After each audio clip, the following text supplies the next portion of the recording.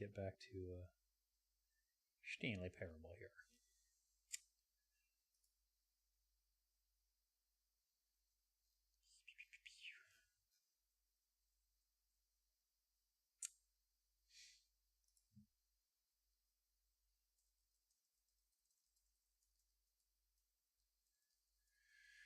I'm streaming again, short meeting. Alright, where were we?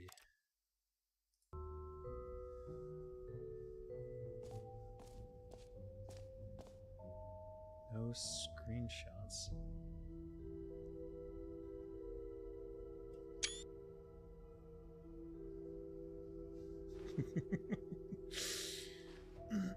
They didn't account for that. What if I hit the screenshot button?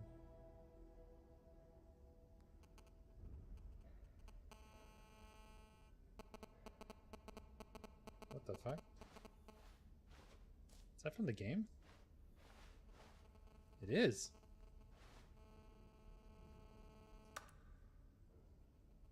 Oh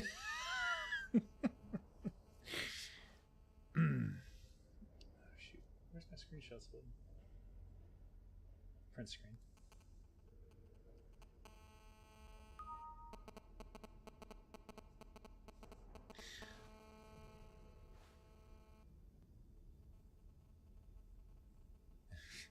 New updated ray trace, more of the same, but in a good way sequel. Boy, they really got the convention hall sounds down.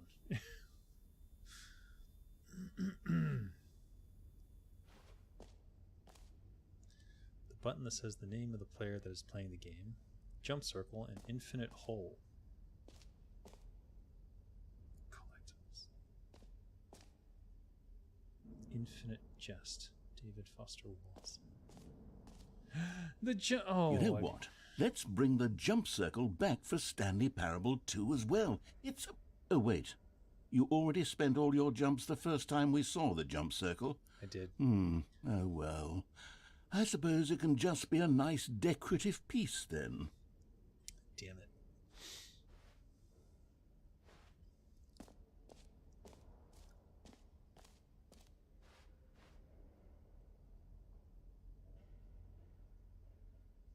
Settings World Champion.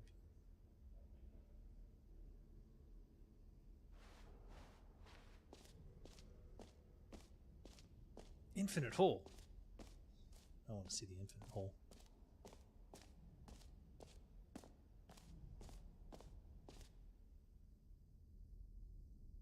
Okay, I'll be honest, I haven't yet decided on this one.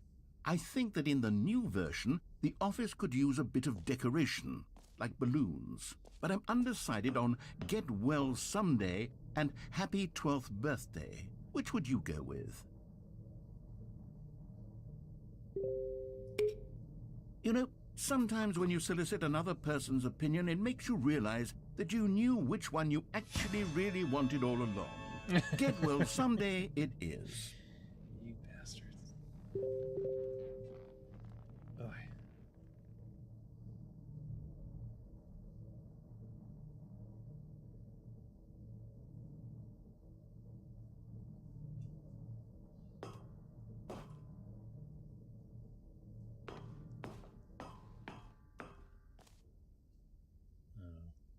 Or actually, maybe I should have gone with...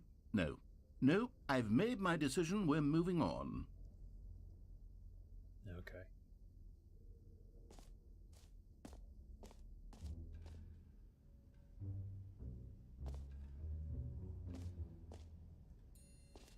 I wanted the infinite hole. Guess I missed it. A common complaint of the Stanley Parable was that it was confusing and paradoxical, that it engendered a chaotic sense of reckless despair in those who played it. Well, I am happy to say that after much consideration, I've engineered a clever solution to this fundamental problem with the game. It's the Stanley Parable Reassurance Bucket. You see, Stanley, anytime you're holding the bucket, a sense of calm and ease will fill your mind and your heart. It's true. As long as you hold on to the bucket, the many disorienting contradictions of the Stanley Parable will feel perfectly normal and perhaps even comforting. You may even come to long for the gentle embrace of jarring cognitive dissonance while the bucket is in your arms. And to be honest, it's a much more convenient solution for me than actually redesigning the game to be less uncomfortable. Can you imagine what a pain in the ass that would be? Yes, the bucket is the perfect solution. Come on, give it a try.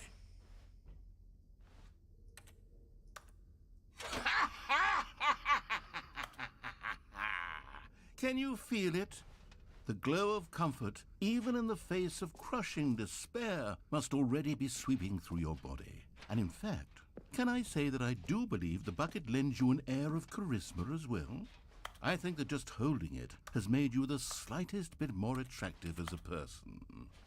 The benefits of the bucket seem to go on, don't they? All this and more await you in the Stanley Parable 2. Does anyone give out awards for most enjoyable bucket in a video game? That really should be an award if it isn't already.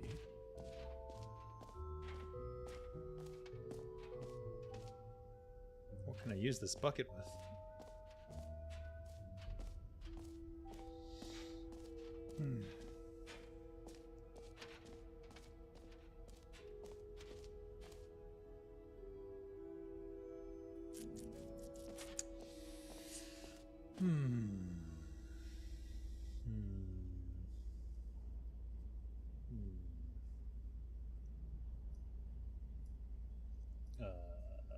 Yeah, I snuck back. Don't tell anyone.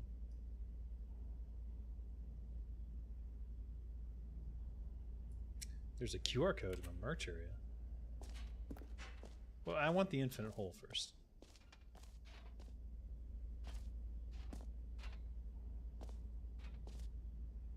How deep can we dig? The holy moly.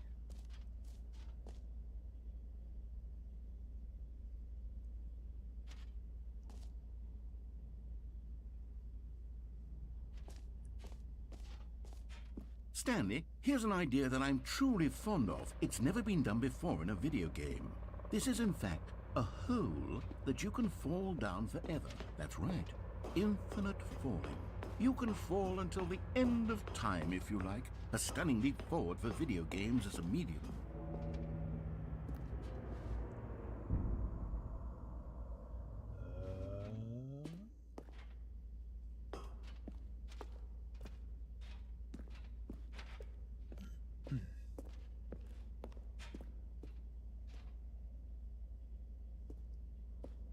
These bucket sounds.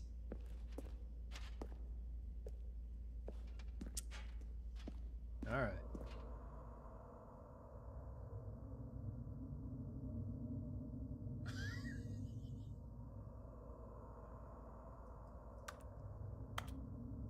Kind of want to throw the bucket in there.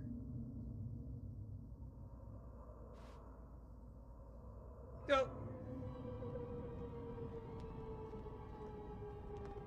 You see, isn't it wonderful? One of my more ingenious concoctions, if I do say so. Now then, since you've gotten to see the infinite hole, you can press the teleport button to pop back up to the top, and we can continue onward. Now, I don't mean to be a bummer, but I do recommend you use the teleport button to go back to the top. Maybe do it on the sooner rather than later spectrum of things. Maybe your hole's not so infinite, is it? Okay, Stanley. I don't know quite how to say this tactfully, but it's possible that I slightly exaggerated the infinite nature of the hole. Is it a very, very deep hole? To be certain it is. It's an extremely deep hole. I don't want anyone to say that it isn't an astonishingly deep hole. It is. Is it infinite?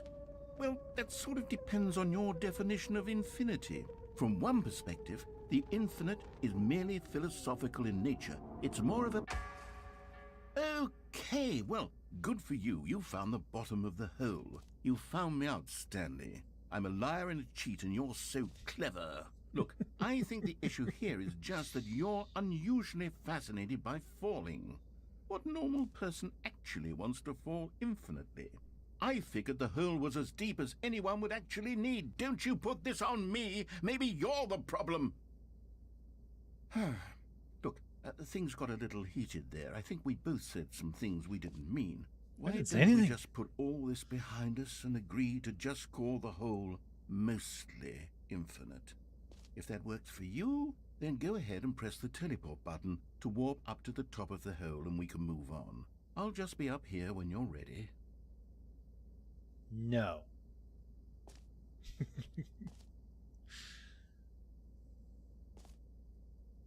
Just the two of us. We can make it if we try. Just the two of us. You and I. Every pause button is a Roman numeral 2. Oh. The hole in the Simpsons inside Itchy and Scratchy Land. Yeah. It's mostly infinite.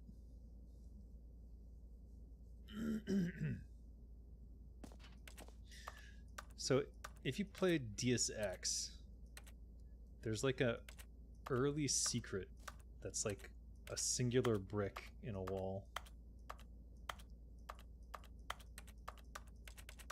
I'm not saying they did that. I'm just saying.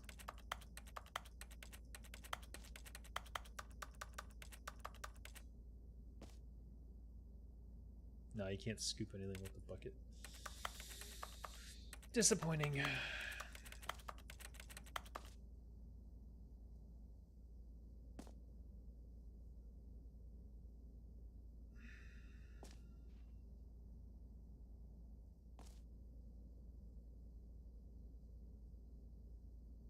Meeting at 2 p.m. 2 in quotes.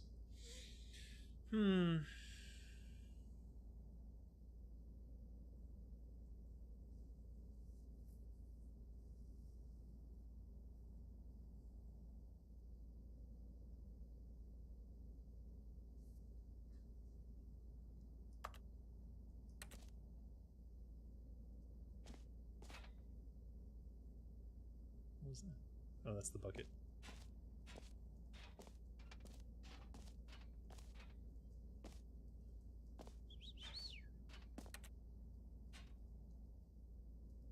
Pressing every button except G.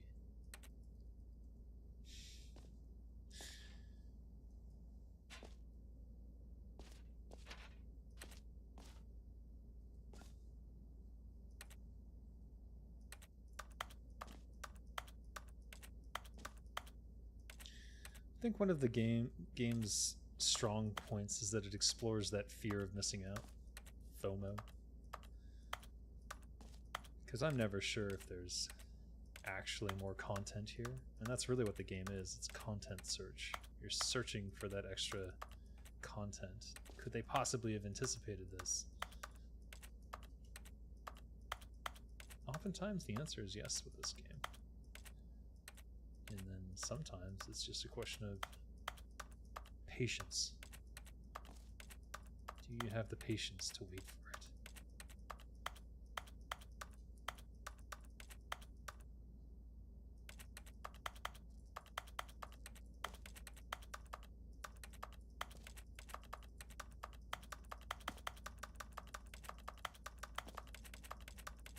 Alright, I think I've explored every brick. At crouching level. Okay, now we've got those. Alright.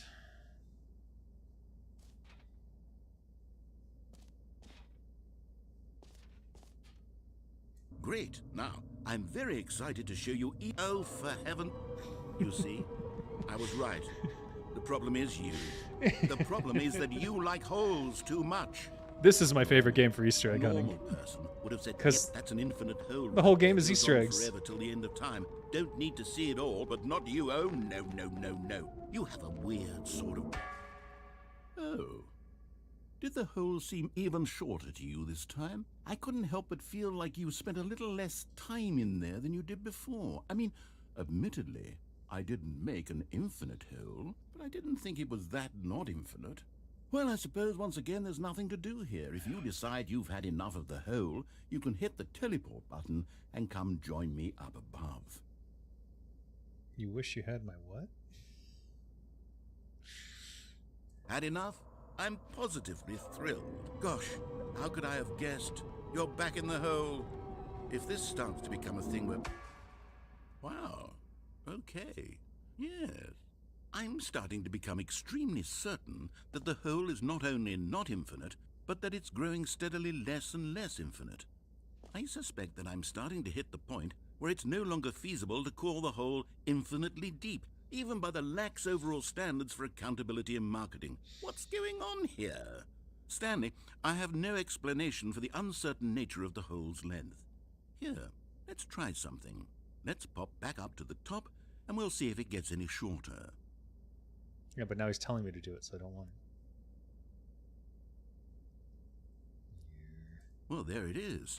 The shame of my life. How is this still appealing to you? I know you're obsessed with holes, but at this depth, I just can't see this scratching the itch. Oh, who am I to judge? You just do whatever it is you're here to do and hit the teleport button when you're ready to move on.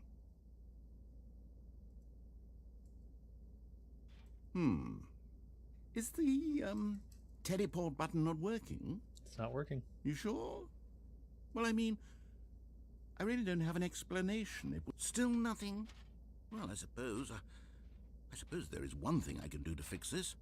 I'm out. Goodbye, Stanley. You couldn't bear to be away from the hole, and now you'll get more time with it than you could ever have asked for. It's a win for everyone. You get to be with the hole, I get to do literally anything else. Take care, Stanley. I hope you and the hole have a wonderful rest of eternity together.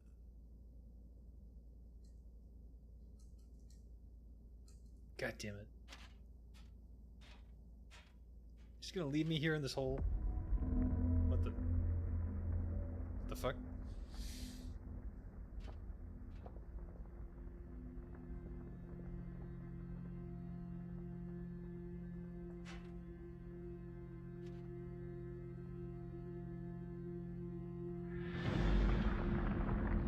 Whoop.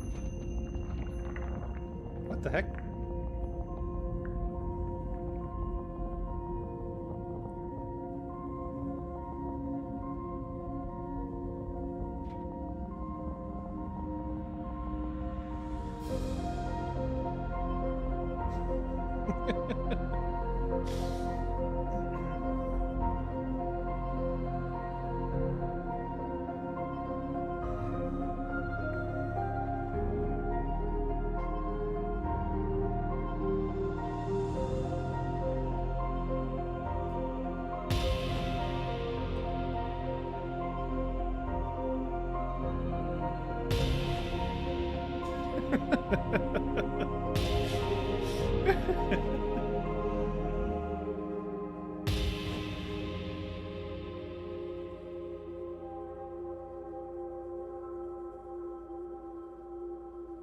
Wait, what? Change your perception?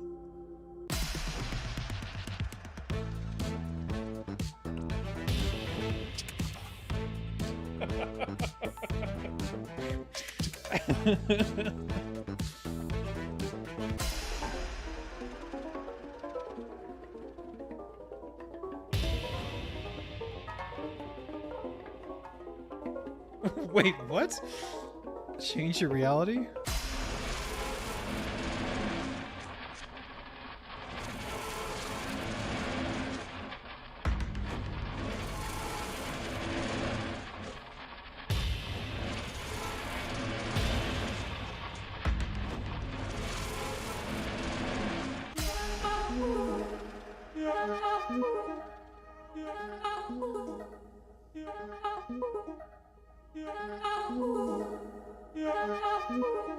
Change yourself. My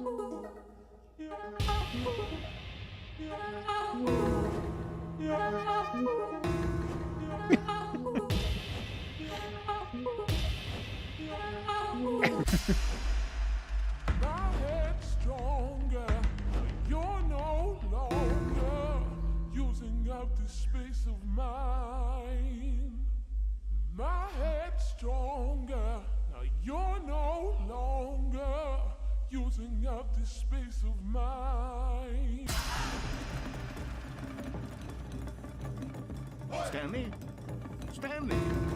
Stanley! Holy shit. Oh, good, you're awake. It seems you had sort of dozed off there, drifting away into dreamland.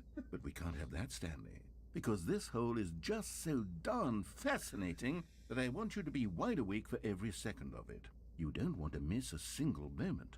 So how about if I just pop in from time to time and wake you up to keep you really, truly focused on the hole?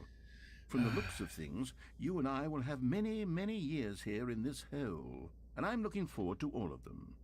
Stay alert, Stanley. I'll be back. Toodle-pip.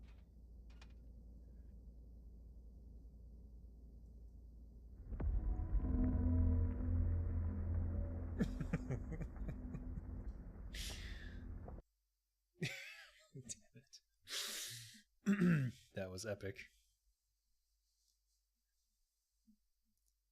Oh.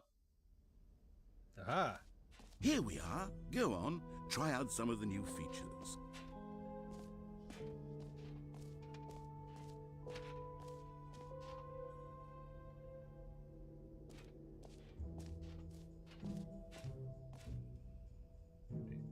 Nah, merch.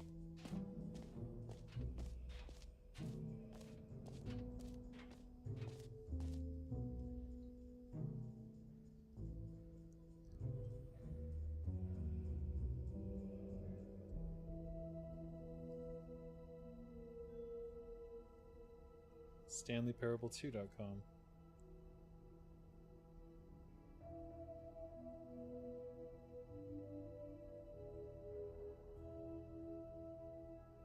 If you're more of a prequel sort of person, check out the Stanley Parable. There's a website, Stanley Parable 2.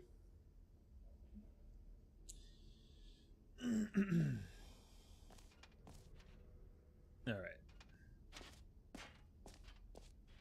That's new. Wait, how do I get up there?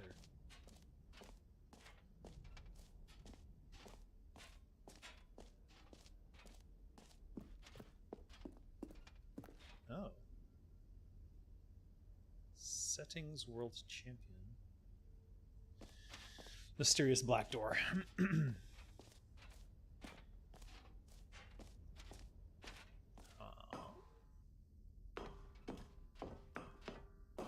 An epilogue would be fun, wouldn't it, Stanley? Yes, Yeah. yes, it will go at the end of the, well, we'll figure that out later. No. You heard Jim in the game. Okay, well.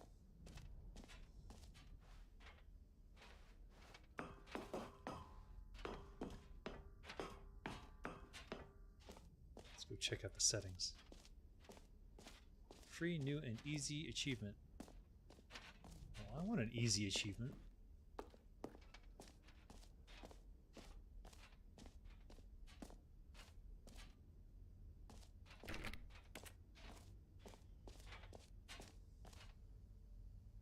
Get yours right now.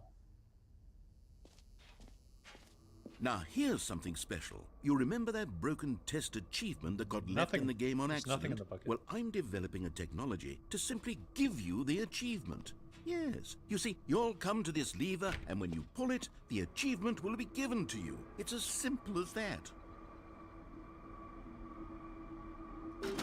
Okay, perhaps I should have clarified. This is technology that will exist. Right now, the achievement is still fully broken. I'm not a wizard, Stanley, but I guarantee it will be fixed in the sequel to at last satisfy the hordes of ravenous fans all over the world who have been uproariously demanding this feature. Gamers, we hear you, and I promise it will happen. Everyone wants an achievement.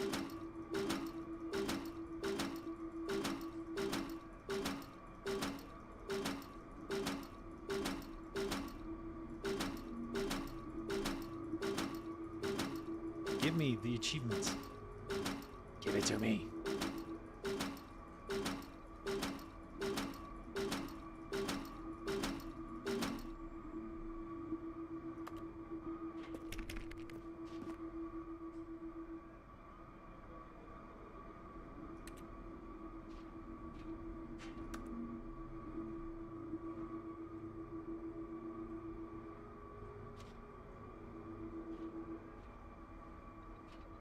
I see that wobble.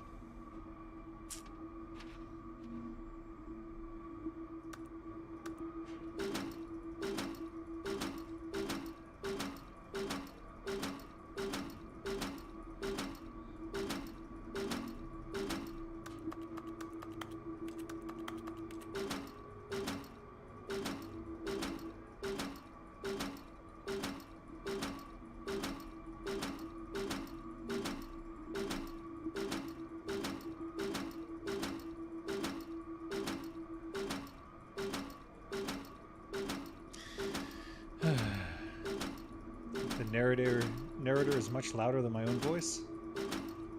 Yeah, I figured he would be, but I think the narrator's voice is more appealing than my own. What settings door?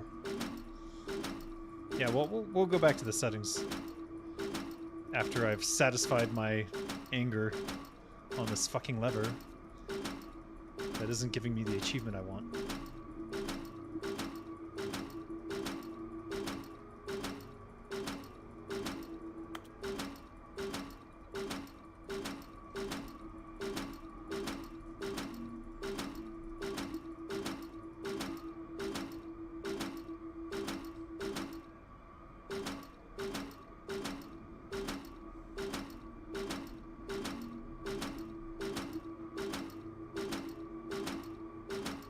Give it to me.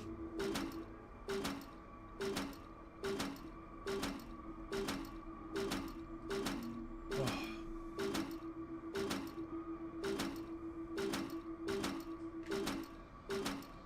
The bucket is my trophy. I mean, it's probably the only trophy I'm getting. I don't think that was even an achievement, though. It should have been.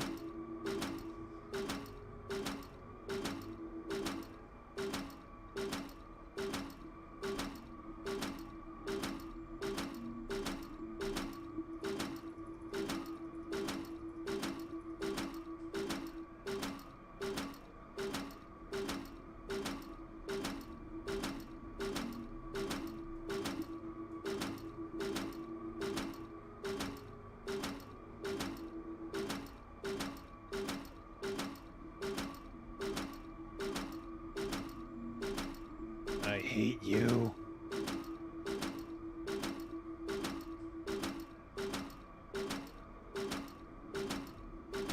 God damn it.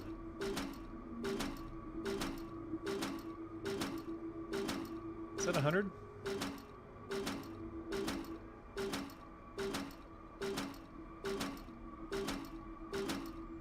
Yeah. Ah!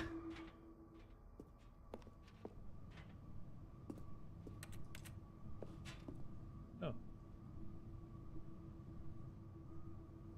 Huh?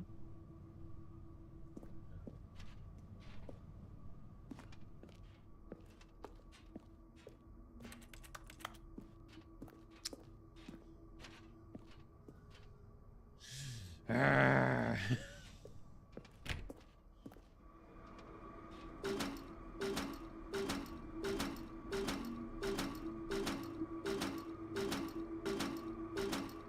Nah. Fine.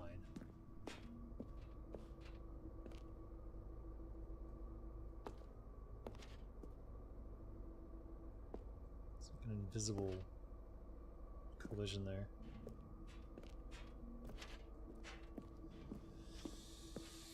Merg. What else? What other exhibits haven't we seen yet?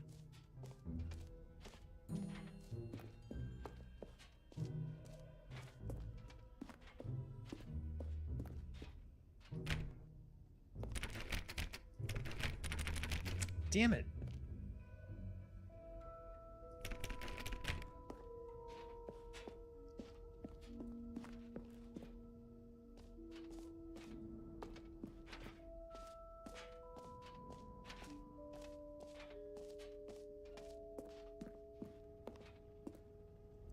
Can you find them?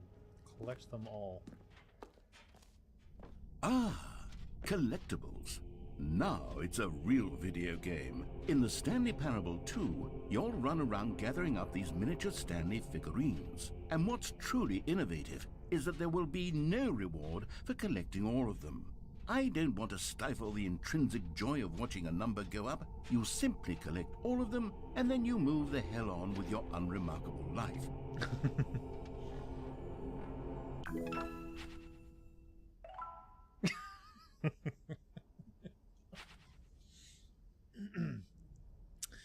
I was thinking, yeah, it would be great if you could bucket climb. But there's no interaction with the bucket. God, it's not it actually really is the worst when you collect everything in a video there. game and then they give you a big fancy reward for it. Absolutely tragic.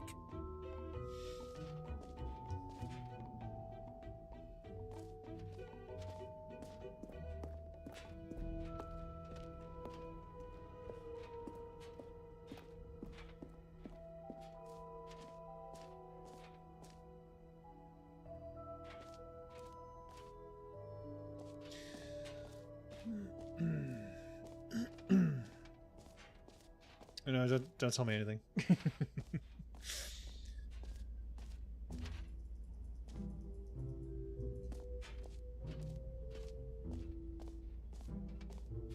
But now that you've said it, now I think I know.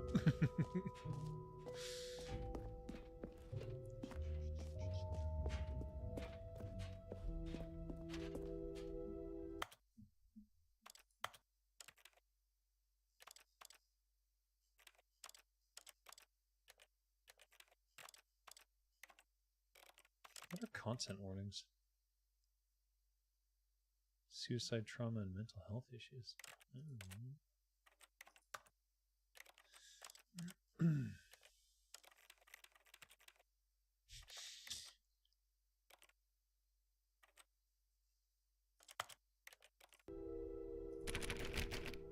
Okay, I was wrong. I thought it would be a setting.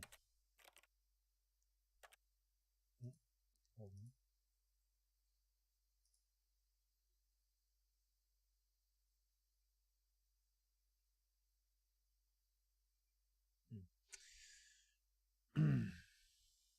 Clue to the door is that I have a clue to the door.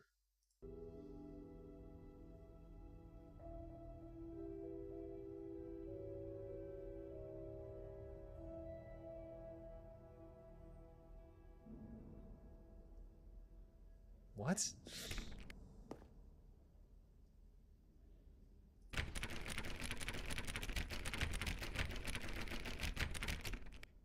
Meh.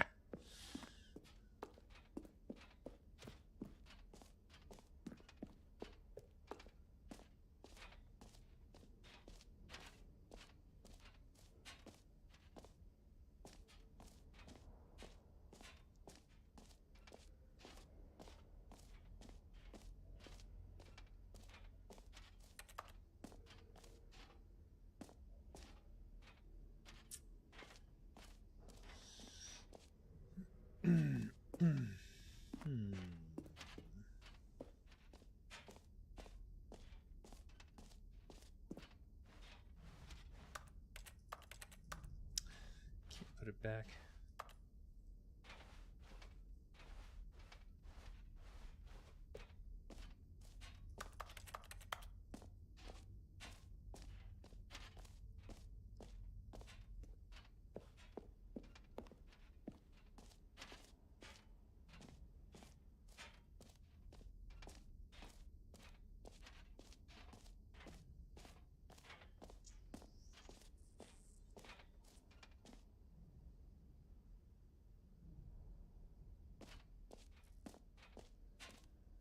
Oh, I see. The Stanley Parable 2 would have a female protagonist.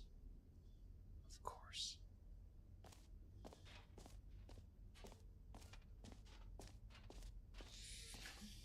I have to do a lot of things. Well, I have no patience for a lot of things. I'm going to the exit. Hashtag. Hashtag.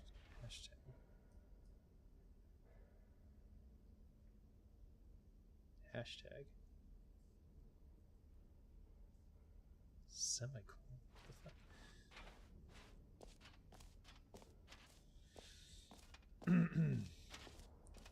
Do all of the things I have to do involve being there?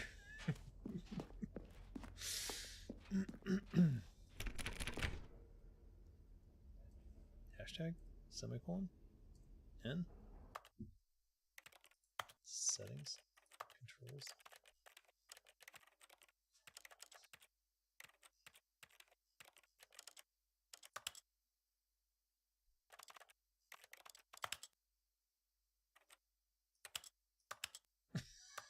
Wait, it just gets rid of the jump.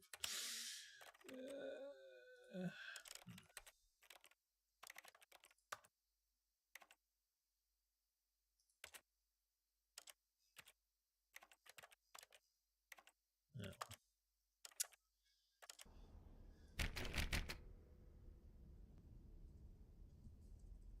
Ah.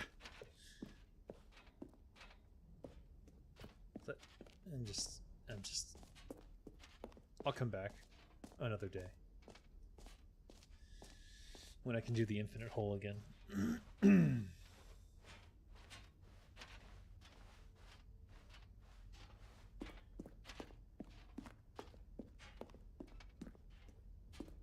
All right, have you seen everything you wanted to? Ready to move on now?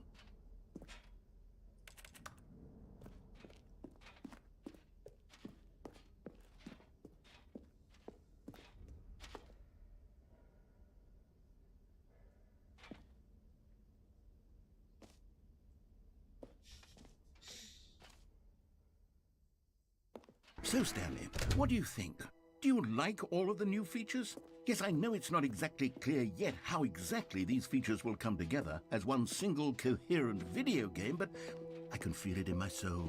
It's going to work. There's definitely a good game in there somewhere. Say, let's do an experiment. I'll arrange these new features together, and we'll see whether or not it coheres into a meaningful gameplay experience. Okay, are you ready? Here it is. I give you the Stanley Parable 2.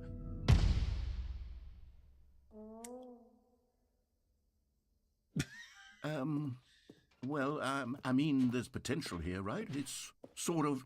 Okay, never mind. Hold on, let me do a different arrangement. Okay, yes, this is much better. I feel good about this. Here we go. Version 2. Who am I kidding, Stanley? This isn't a coherent video game at all. It's a lot of gags. And I do very much enjoy creating gags, but they don't add up to anything. I wanted more than anything to create a sequel that would capture all the magic of the first game. I wanted fans to love it. No matter how good these gags are, they won't stand on their own. They would need the structure and the gameplay of the original. Wait, maybe that's it. I can take the original Stanley Parable and simply, well, insert a few of my new features into it. Tastefully, of course. With respect.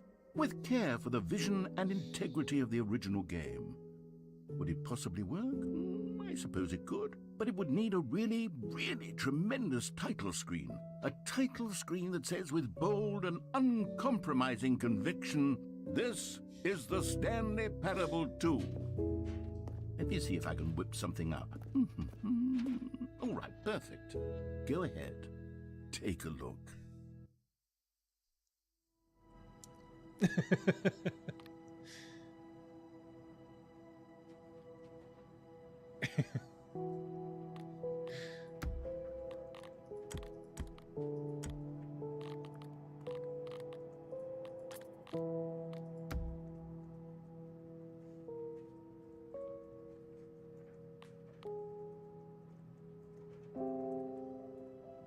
Got a Discord?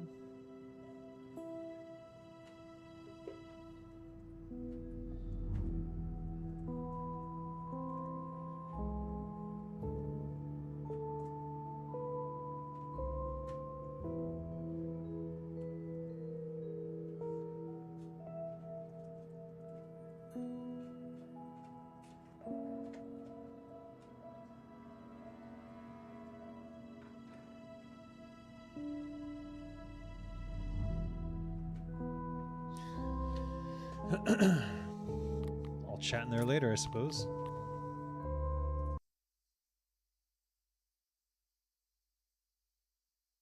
This is the story of a man named Stanley.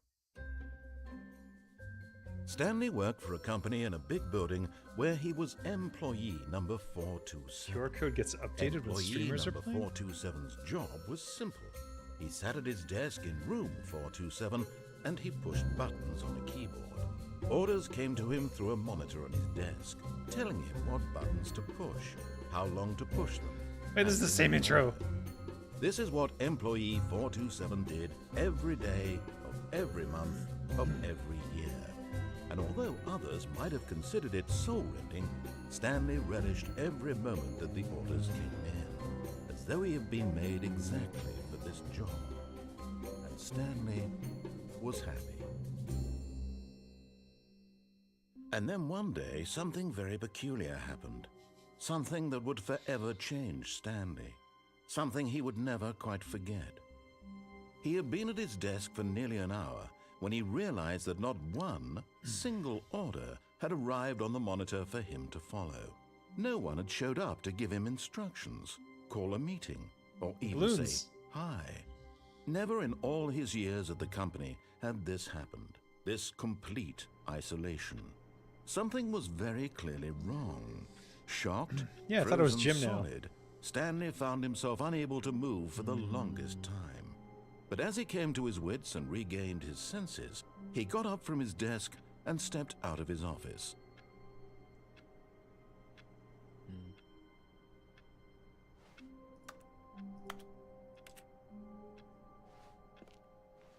All of his co-workers were gone. What could it mean? Stanley decided to go to the meeting room. Perhaps he had simply missed a memo.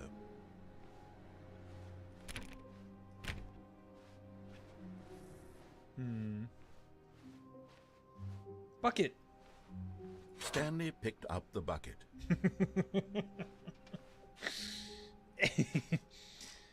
I don't know why I like that so much. This is new. What's this? Is it bucket related?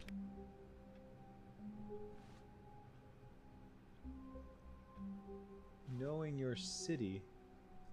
Before you can possibly know where to begin your new street vending operation, you first have to get to know your city.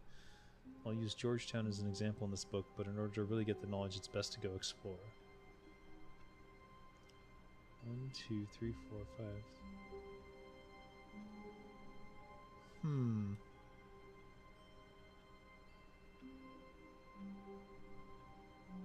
Shit.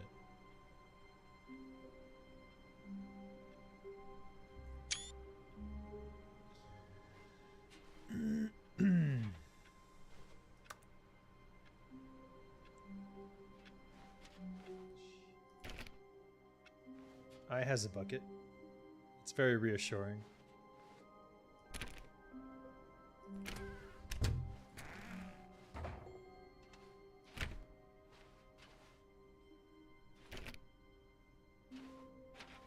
Stanley clutched the bucket tightly to his chest and entered the door on his left.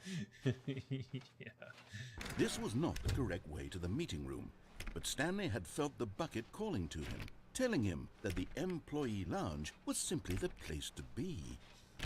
It's all bucket related dialogue now. And here it was. Had the bucket turned out to be correct? Was this better than the meeting room? Yes, Stanley thought to himself. Yes, perhaps it truly was.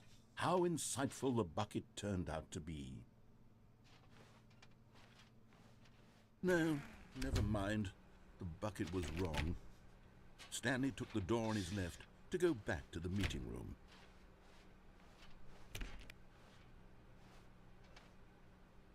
No.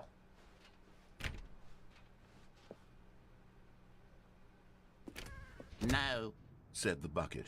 don't go to the meeting room. Go somewhere else. The cargo lift, yes. Go there. Go to the cargo lift. Good, Said the bucket. now ride the lift all the way to the top. There's something up there I need you to do. Stanley did not question why or how this bucket was speaking to him. It should have alarmed him, of course, because buckets can't talk. But Stanley chose not to think about this obvious fact. He was firmly convinced that the bucket had spoken to him, and he unthinkingly did whatever the bucket asked. Yes, I must do whatever the bucket asks. In here, Said the bucket. go into this dark room over here. Stanley once again obeyed blindly. Dark room.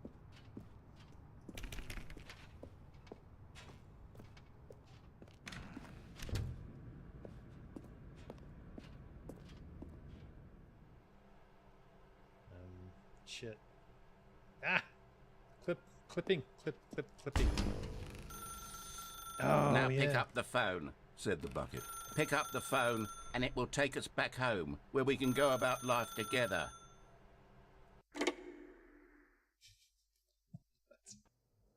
This is the sad story of a man named Stanley and his bucket. Once upon a time, I gave Stanley a bucket because I thought he was lonely and could use a friend. And then, very distressingly, he began to believe the bucket could speak to him. The bucket.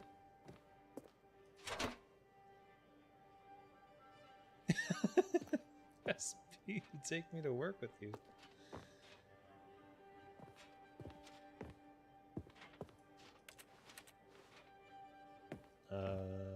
Sure, let's go to work. The Stanley Parable Reassurance Bucket was merely meant to provide the comforting glow of companionship. It doesn't literally talk and give you orders. Whatever Stanley is hearing the bucket say to him is just in his head.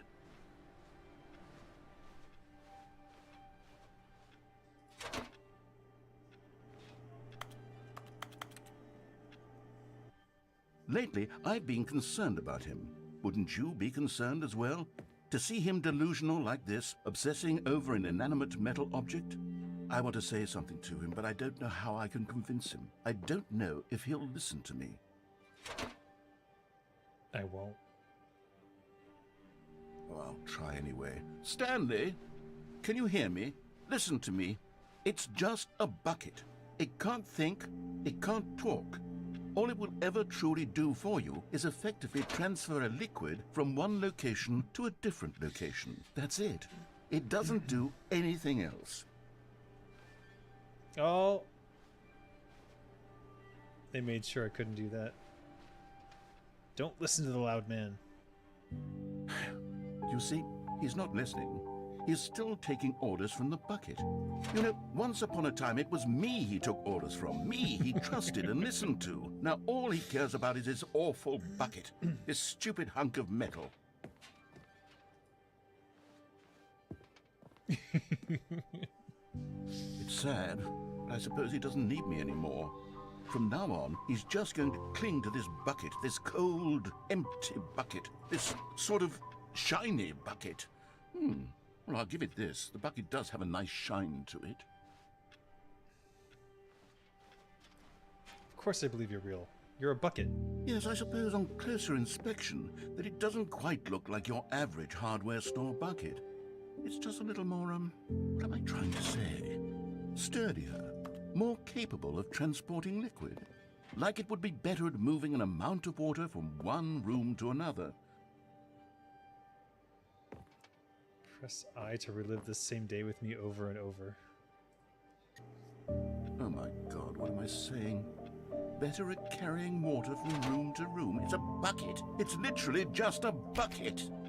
Why do I feel some need to point out the ways in which it's so much more than just a regular bucket?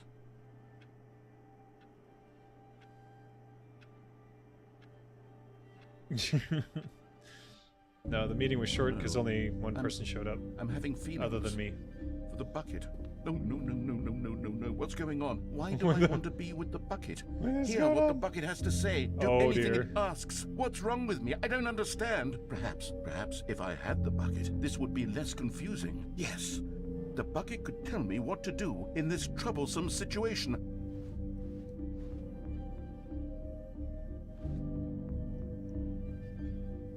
Stanley, give me the bucket. Give it to me. Give me the bucket, Stanley. I need it.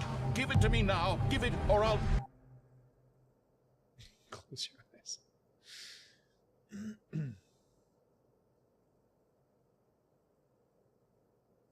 Okay.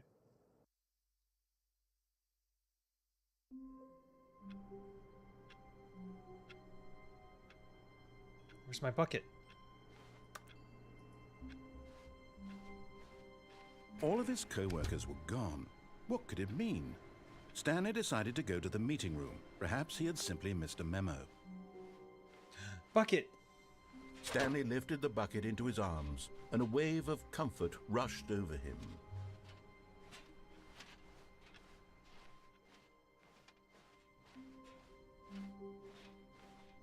Stanley clutched the bucket tightly to his chest and entered the door on his left. Bucket?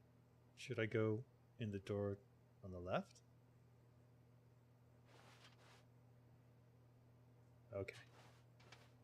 This was not the correct way to the meeting room, but Stanley had felt the bucket calling to him, telling him that the employee lounge was simply the place to be. And here it was. Had the bucket turned out to be correct? Was this better? No, never mind. The bucket was wrong. Stanley took the door on his left to go back, and so the two of them detoured through the maintenance section and walked straight ahead to the opposite door.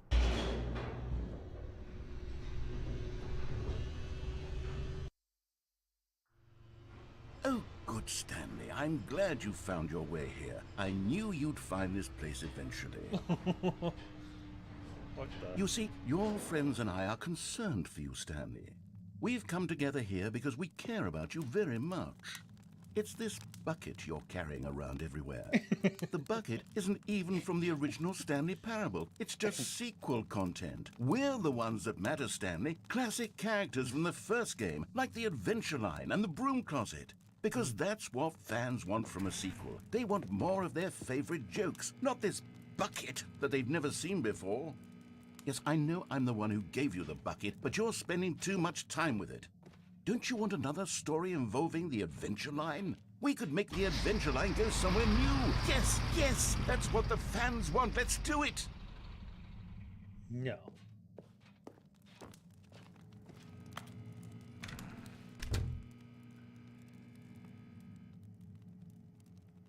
All I need is my bucket.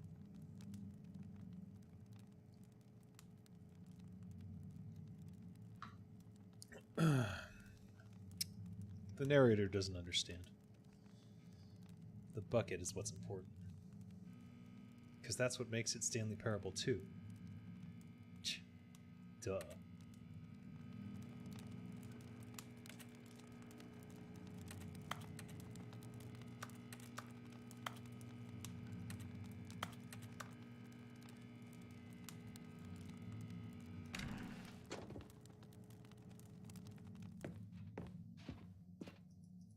Damn it.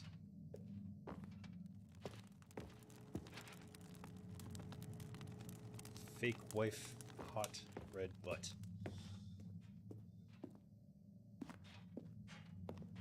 Whee! Look at that wacky line. Who knows where it'll go off to next? Oh, and it played some silly music as well.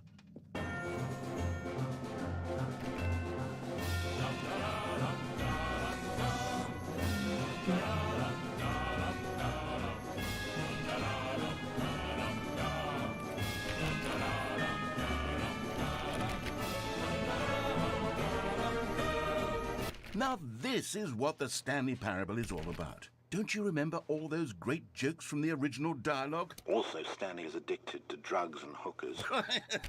Yes, it's as classic now as it was back then. Let's do it for the fans, Stanley. Let's give them more content exactly like this. But if we want to do that, you're going to have to give something up.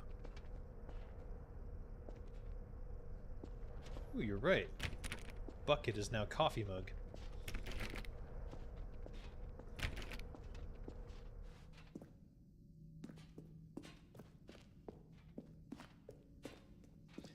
Looks like I'm on Wacky Adventure Line no matter what.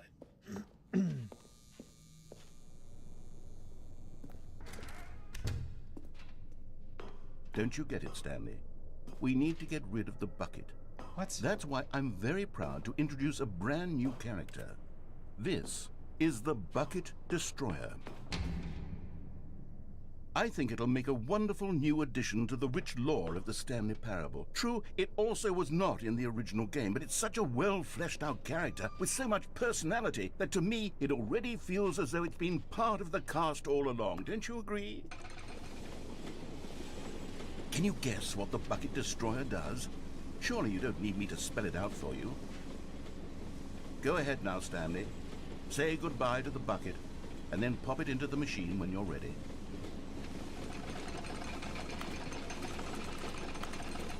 Now listen to me. It's crucial that you give it the bucket. I don't know what the Bucket Destroyer will do if it can't destroy your bucket. Destroying buckets is all it knows. That is its singular personality trait. Sure, I can hear you saying, how does a character with only one personality trait deserve to join the pantheon of beloved Stanley Parable characters? Yeah. Well, you see, if you were to really explore the Bucket Destroyer, you would see that its desire to crush buckets is so densely loaded with complexity and nuance that it's really like 10 personality traits. What other object in this game can you even say that about? The broom closet? Certainly not. I wonder what sort of Bucket Destroyer merchandise the fans will be clamoring for after this.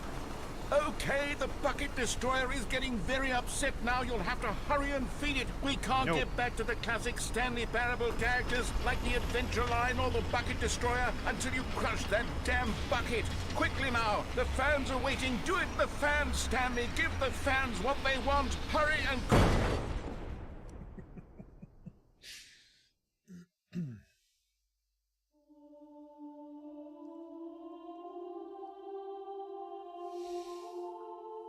The Bucket Destroyer, my prized creation.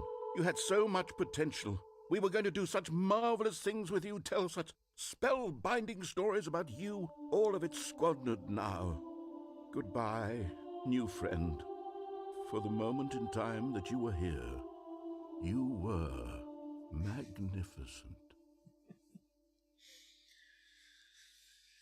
It's my bucket. I'm keeping it.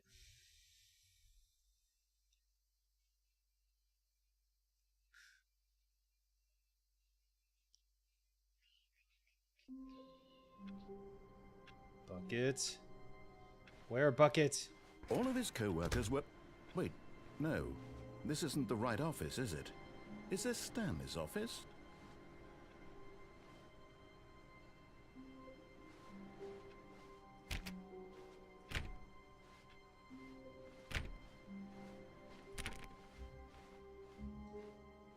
Bucket!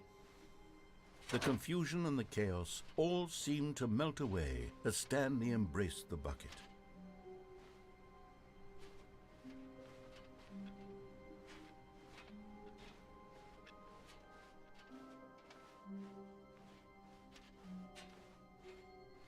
Stanley clutched the bucket tightly to his chest and entered the door on his left. Or did he? Bucket? Really?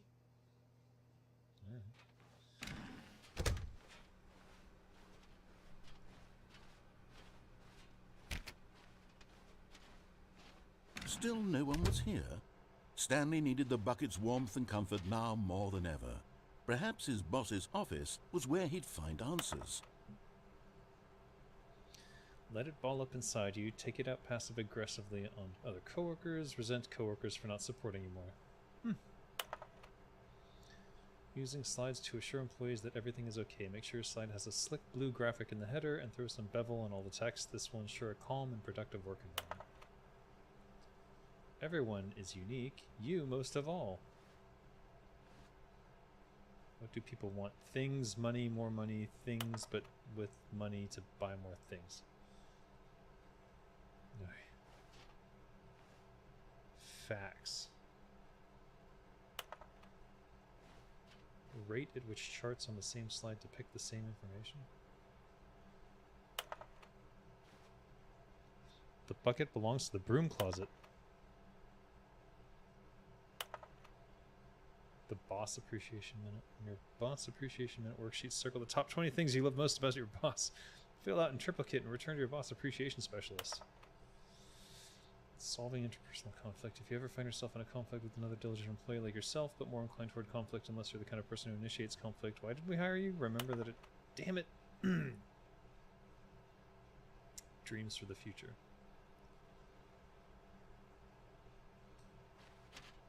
Monetize free to play. No. Cycled.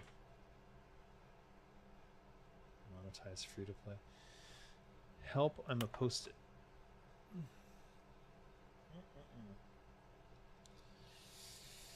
Let's go talk to the broom closet.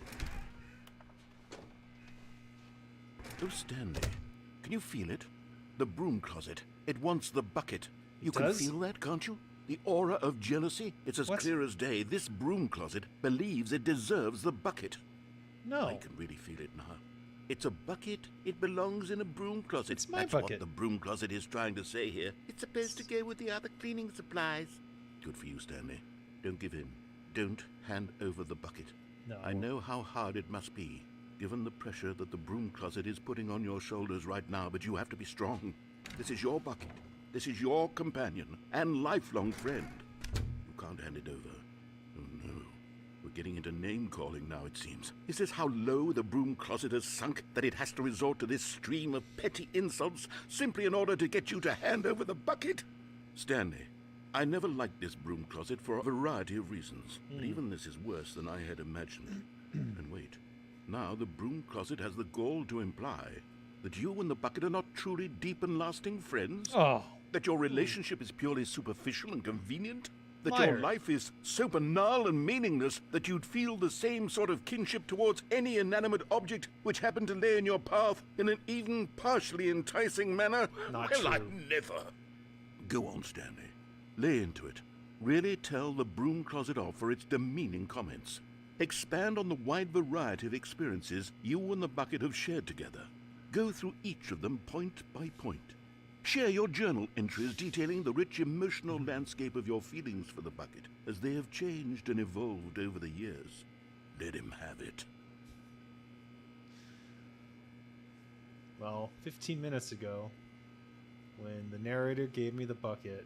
Okay, I've got you something which I think will help settle this debate once and for all. Here we go. Carbon monoxide poisoning. There. Now it's settled. Hey. No more debate, no more discussion. Take a hike, broom closet, with all your meandering philosophical diatribes about the nature of cleaning supplies and their relationship to broom closets in the natural order of things. Yeah, you have a plastic bucket anyways. This is my bucket. All right, I've got a second sticker back here, and I'm going to slap it on as well because I think it's appropriate. You see, I feel that it works because the sticker is also a bucket. It's true. That way, if you're ever unsure whether the thing you're holding is a bucket or not, you can look down at this sticker and say to yourself, ah, it's a bucket. There really is a wide variety of applications for this sticker.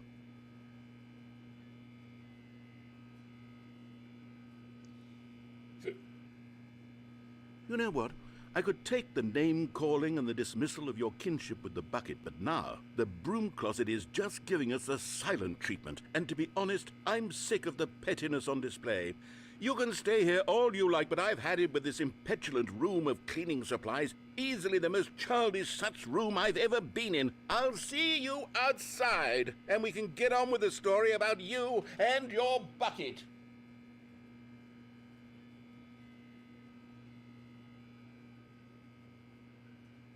Huddle in the corner. Oh, my eye's itching so bad. I might be allergic to the bucket. Atomic symbol, yeah. What is this? But it's rope. So I think it's just a spool. But it definitely looks like an atomic symbol.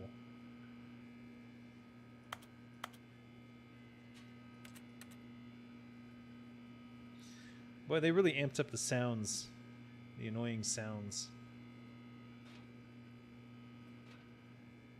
Fire button baby takes the cake, though.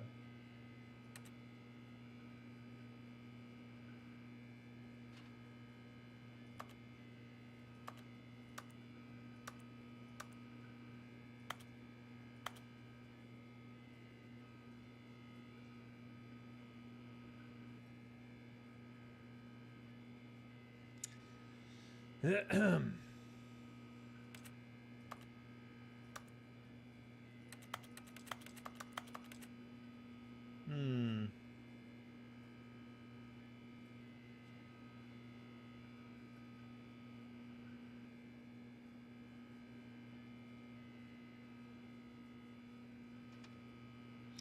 Yeah, I don't think there's anything to do in here.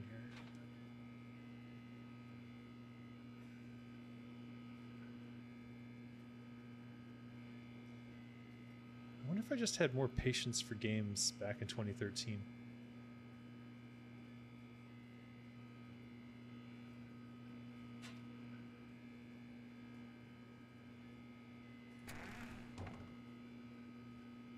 All right. You win, I give up. Coming to a staircase, Stanley and the bucket walked upstairs to the boss's office.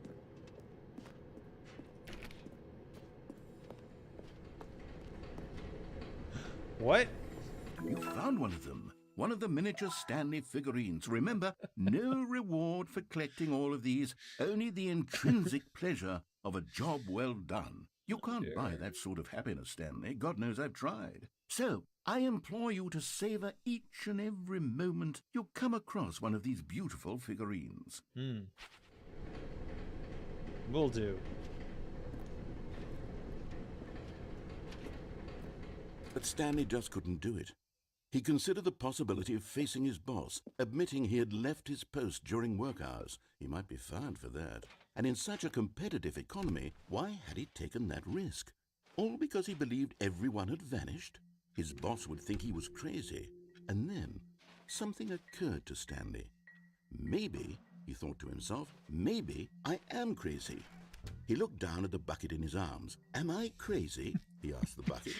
The bucket returned his gaze, but said nothing at all. That's strange, Stanley thought. Usually the bucket is a source of guidance and wisdom for me in difficult times such as these.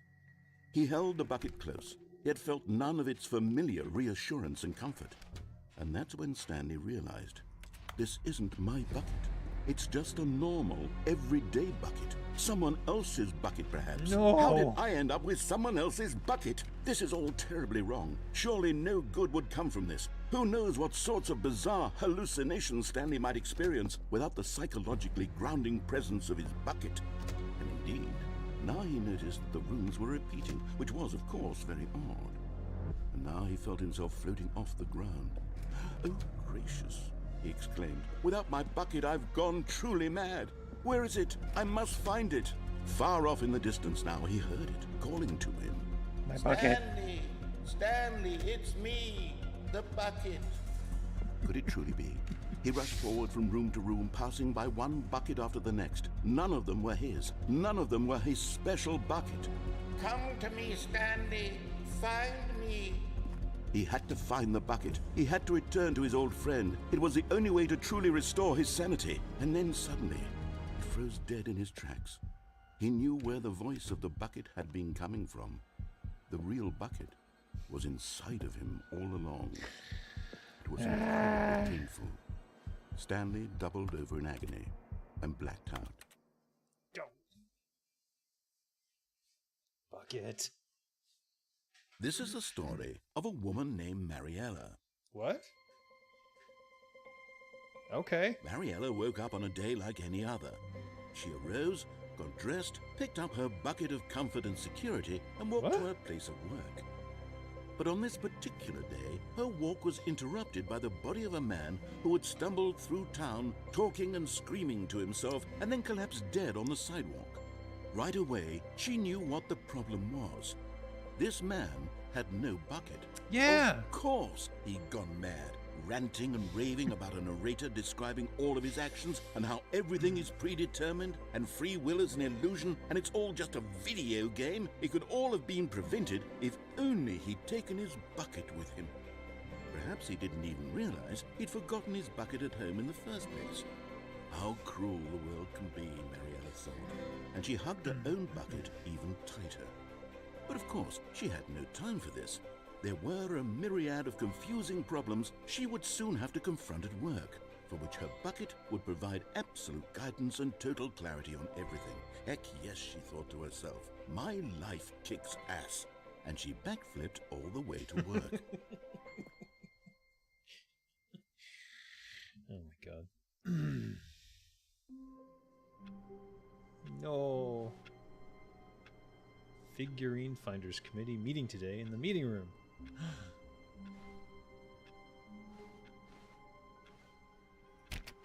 A soft wind blew outside and perhaps rain started, and if it did, it stopped shortly after.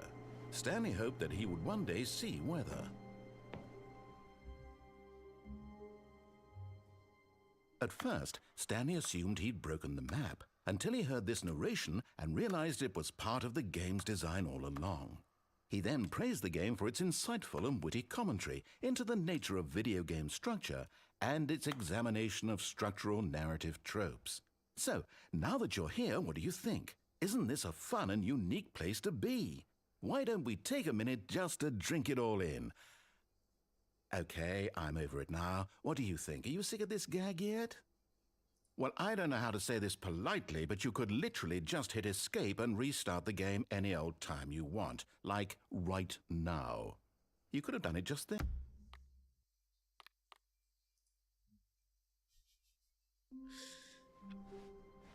All of his co-workers were gone. What could it mean? Stanley decided to go to the meeting room. Perhaps he had simply missed a memo. Warmth spread through Stanley's arms. With the bucket in his arms again, he was home.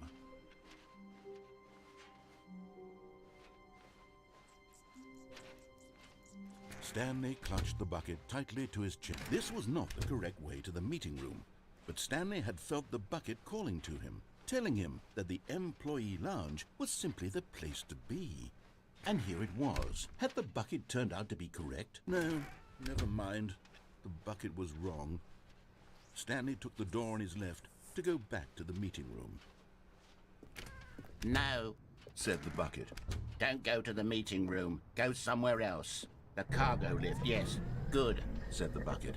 Now the ride balloons the are lift new all the way to since- the top. since There's Stanley something up Parable there I 2. need you to do.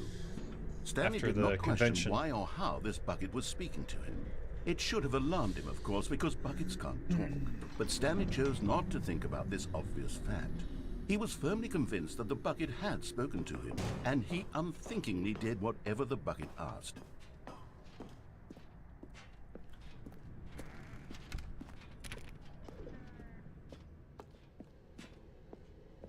No, stop.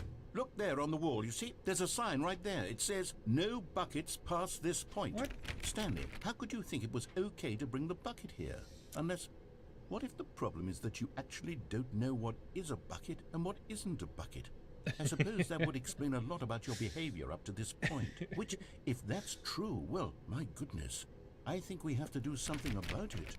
This misunderstanding could have dire consequences on the entire rest of the game if not addressed quickly and properly. So much of the impact of the story is dependent on your understanding of what is and isn't a bucket. Please, step in here for a moment.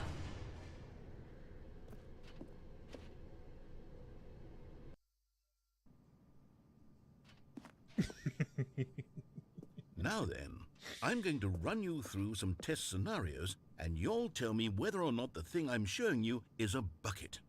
Simple enough, right? This should tell us everything we'll ever need to know about what is or is not a bucket.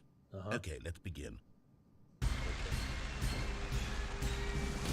Item 1. Is this a bucket? Yes. Incorrect. It is a hologram of a bucket, not an actual bucket. God damn it. You got me. Item 2. Is this a bucket? I can't get off. I don't know. Could be a hologram. Kind of looks hologrammy. No, that's a bucket. Incorrect. It is a 3D printed recreation of a bucket, not an actual bucket. I think I'm going to be wrong no matter what I say.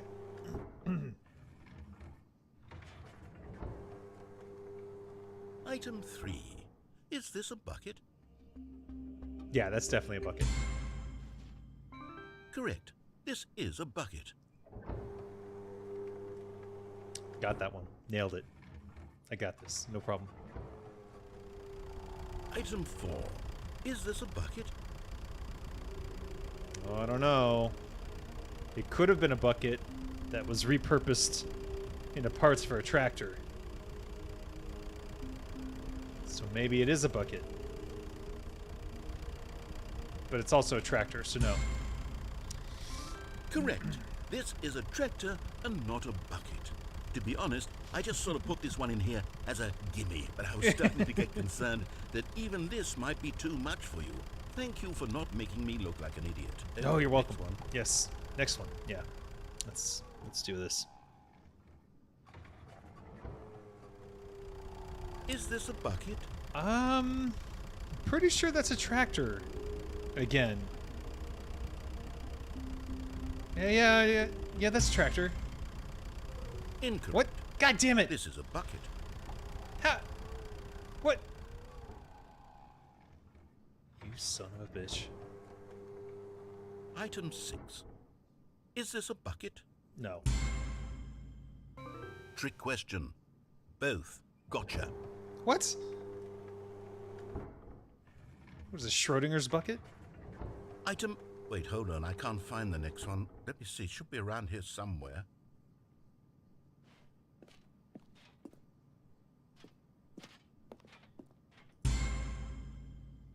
Okay, you and I both know there isn't anything here. And I don't appreciate the implication that nothing is a bucket when we both clearly know that a bucket is something, and therefore nothing could possibly be something. Unless, in your twisted mind, have you somehow convinced yourself that a bucket is nothing? Answer me straight, Stanley. Do you believe that nothing is a bucket? Ooh. No. You know what? I'm too confused to even sort it out. I've lost all sense of perspective. What Me too. is a bucket? What isn't a bucket? Mere moments ago I could answer these questions with confidence. And yet now I'm somewhat adrift. Do any of us know what a bucket is? Am I a bucket? Yes. Stanley, I can't keep doing this. I'm losing myself, and myself was all I ever had to begin with. I'm afraid the bucket is threatening to tear our relationship apart. I can't have that. I'm sorry. But I'm going to erase all buckets from the game entirely. No. Okay, here we go. How dare you? How What fucking dare happened? Is everything gone? you? Yeah, everything Why was a did everything bucket. disappear? Wait, Because everything's a was bucket. everything a bucket? Yes. Every single thing in the game was a bucket. Mm-hmm. My God, I had no idea. That's what I was How trying could- to tell you. Except me. I'm not a bucket after all. Oh, And you, good. Stanley, That's true. you're still here. You're not a bucket either. I'm not a this is bucket. wonderful news. We're not buckets. It's true. Yes, I actually feel much more at ease right now. It's delightful to get some clarity on that issue. But That's it how doesn't buckets change work. the fact that we haven't got a game. So, tell you what. I'll reset everything and we'll put back all of the buckets. Okay? Okay. And yeah. we'll know that it's all a bucket. But if Yes. you run into anyone else, maybe don't mention that. Who knows what that information might do to a person? All right, here we go.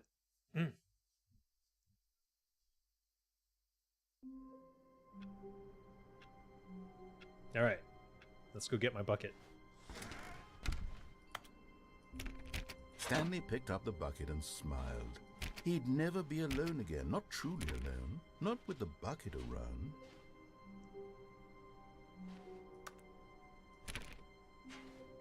Stanley clutched the bucket tightly to his chest and entered the door on his left.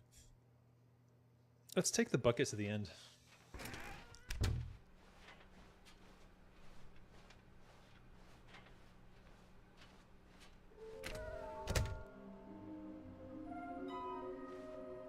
Trust the completionist instinct. How we can find them. Small floating objects have appeared across the office. We have to synergize our resources to ensure their retrieval. There are many questions. There was no memo for management. How can you tell you've spotted one? What makes them float in the air? Who took these pictures?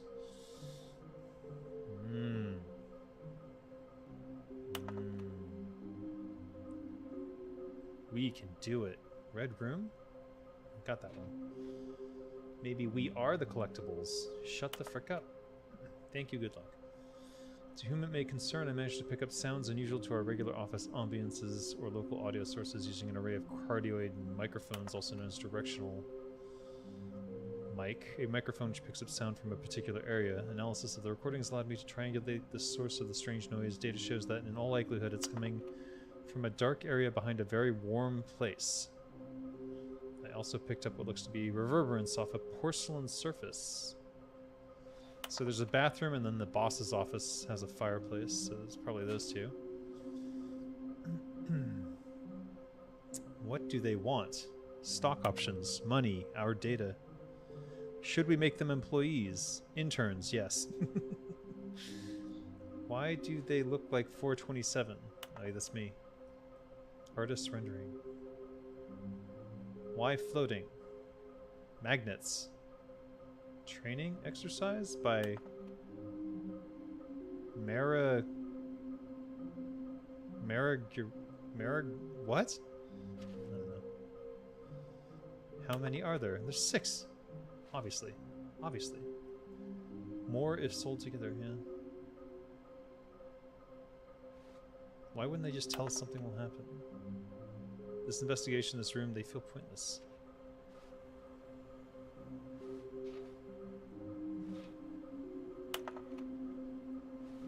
Beware the false prophet.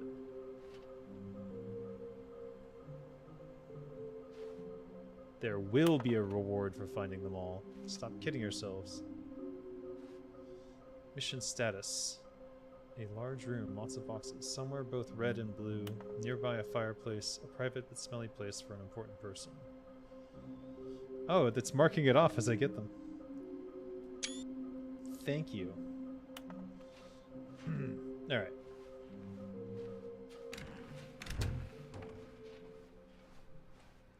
Up we go. Coming to a staircase, Stanley and the bucket walked upstairs to the boss's office.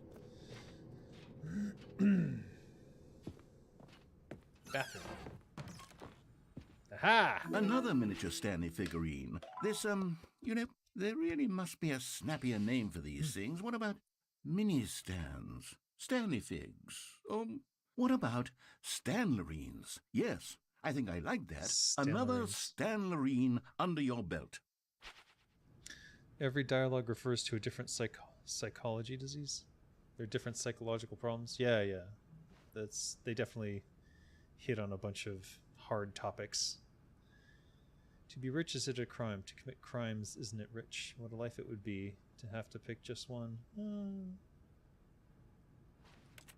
Alright, fireplace. Fireplace. It's over there. What the fuck? Yikes. I don't remember that.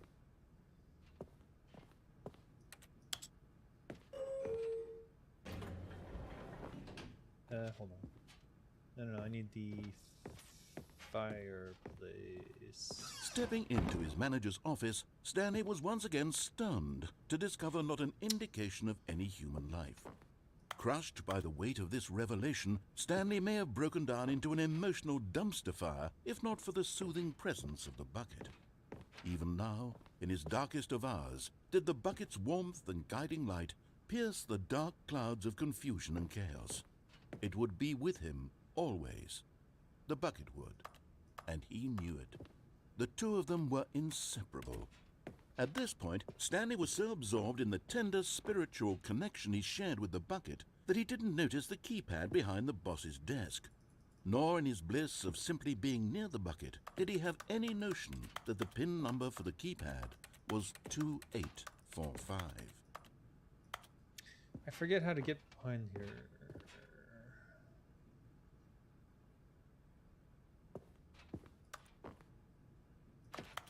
Stanley just sat around twiddling his thumbs.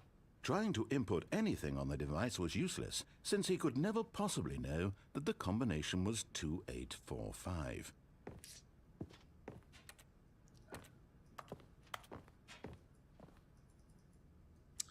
$2845.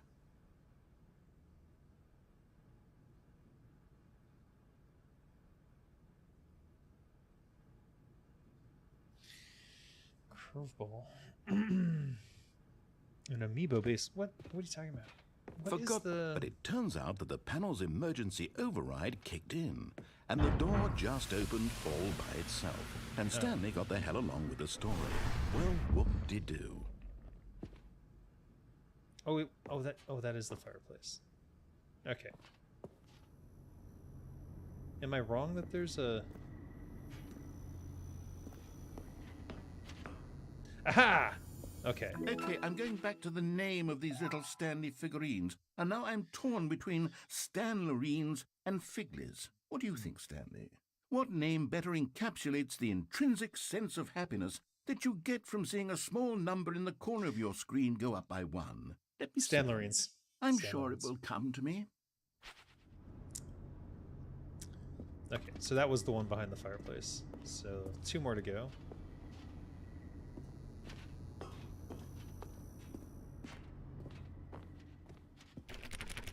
Okay, we can't go back.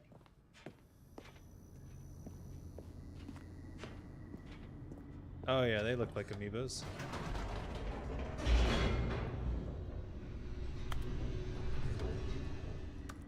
Wait, what happened? The elevator raced downward, plummeting towards an unknown fate. It would be all Stanley could do to keep himself together, if not for the bucket. Soothing him, comforting him, reassuring that in this darkest moment of uncertainty, he would be all right. The bucket is here for you, Stanley. Everything will be fine.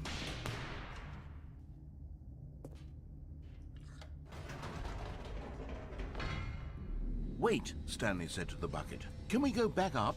When I was pressing those keypad buttons, there was something very intriguing about the number 3. I want to go back so I can try pressing the number 3 again. Okay. The bucket said nothing.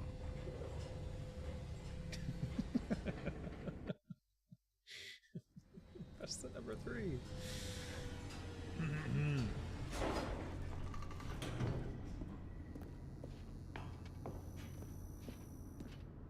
Here we are, said Stanley. Now I'm going to try out that number 3 button. He took the bucket over to the keypad and began absolutely slamming on the number 3 over and over and over.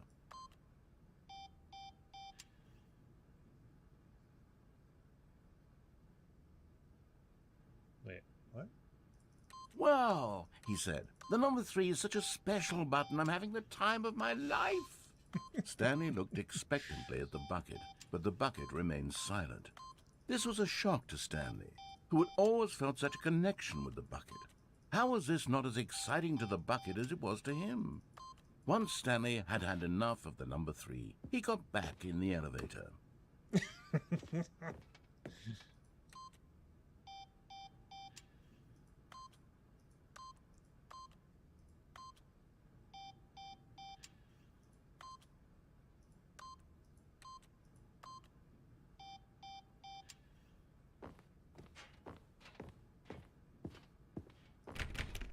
Damn it.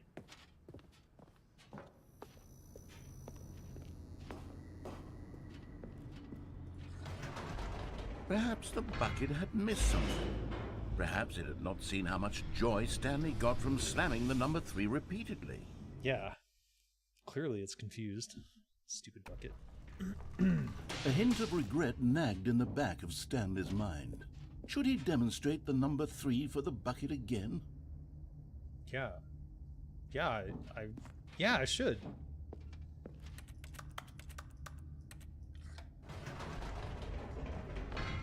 No, said Stanley to the bucket. You can't go on yet. Not till you understand how much the number 3 means to me. You and I have been through so much together, and I just want you to see what I see. Feel the happiness I feel. He smiled at the bucket, and the bucket said nothing.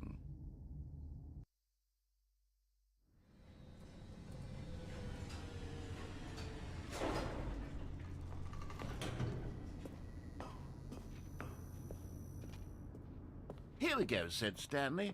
This time I'll really show you. He ran to the number 3 and began to wail on it like a musician on a beloved instrument, weaving a concerto of truth and passion. He wielded the number 3 like a fine artist would wield a paintbrush. He told stories through the number 3, stories of his dreams and hopes and fears. And the whole time, he looked to his bucket for a reaction of some kind. Anything to let him know that the bucket appreciated what he was doing. The bucket conveyed absolutely nothing at all, only silence. Crushed by a wave of dejection, Stanley returned to the elevator.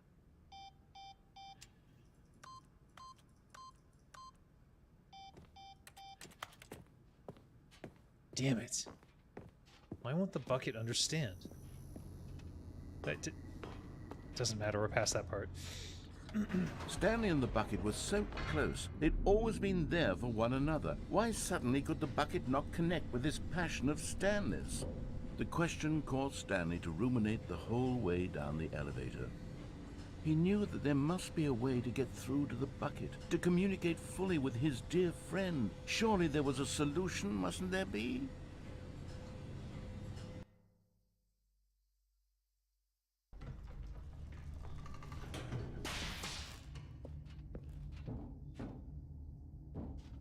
Stanley and the bucket walked straight ahead through the large door that read, Mind Control Facility. Although this passageway had the word escape written on it, the truth was that at the end of this hall, Stanley and the bucket would both meet a violent death.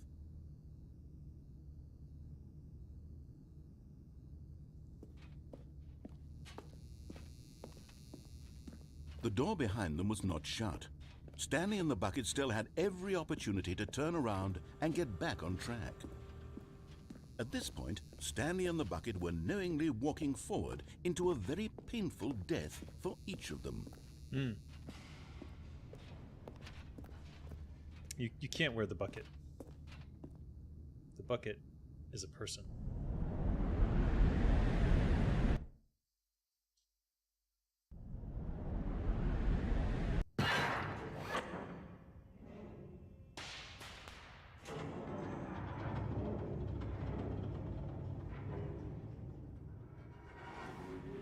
Oh. As the machine whirred into motion and Stanley and the bucket inched closer to their demise, Stanley reflected on how meaningless the bucket's warmth and comfort had turned out to be. To be sure, it puts the mind and the soul at ease to embrace the bucket, but what use is a sense of ease when you're about to be crushed to death? This is what Stanley thought to himself, and he sort of kicked himself for wasting so much time carrying a bucket everywhere. Farewell, Stanley. Bucket! Farewell, Stanley, cried the narrator, as Stanley and the bucket were led helplessly into the enormous metal jaws. In a single visceral instant, the bucket's life came to an end, as it was crushed violently to death. Or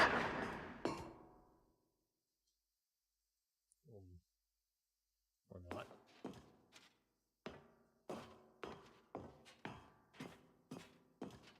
It was a shame, the death of such a magnificent bucket. It's true that all buckets are radiant in their own way, but this one stood above the rest. It was a glorious bucket to behold.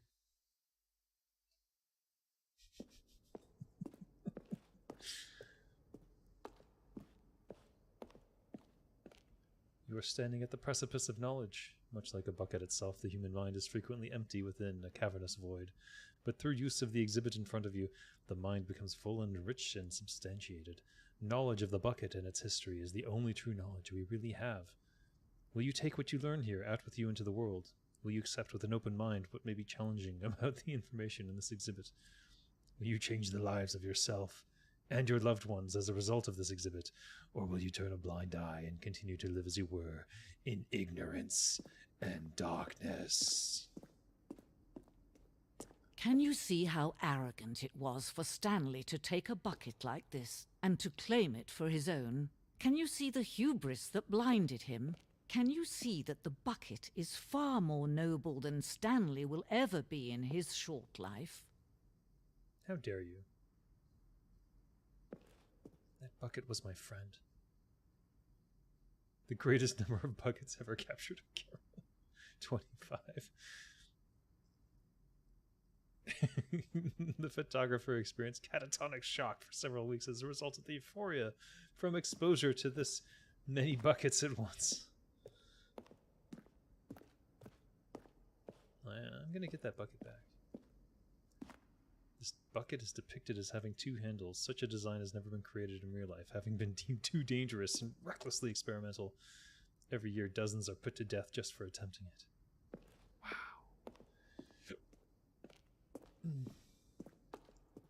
Oh, wooden bucket. Inferno bucket. A replica of the Inferno bucket, which in the medieval era was so powerfully alluring that it drove dozens of nations to war with one another for control of it. Billions died, and yet in spite of it all, the simple fact remains: no one can control a bucket.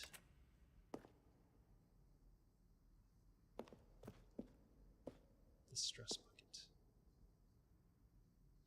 This game is about player agency, meaning the choices you can make in a game. Vulnerability equals size and strength of the bucket. But right now it's about a bucket. Yep. That's a bucket. Let's go get my bucket. Ooh. Cave drawing. While we know that buckets predate the existence of mankind, we do not know by how long. This cave drawing depicts early man's discovery of the practical uses of the bucket, by which time the bucket had already likely been around for several millennia. Notice in these drawings how the bucket is allowing itself to be used, having judged humanity to be worthy of its treasures.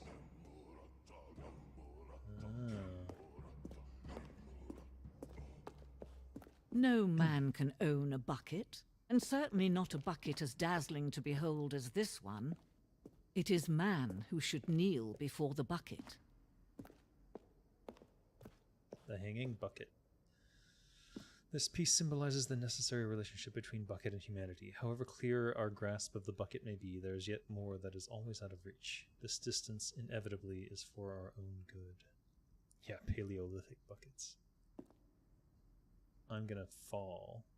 I don't have a jump. I got it! But there is something we can do. Something we can do together, you and I, that will right this terrible wrong. Let Stanley die. Let him be crushed by the machine. Don't reset the game. Don't give him another opportunity to run off with another beautiful bucket. We can save the world's buckets from their treatment as tools and implements if only we let Stanley die together. The bucket shall take its place as ruler, as leader, as commander of a new world, a new vision for...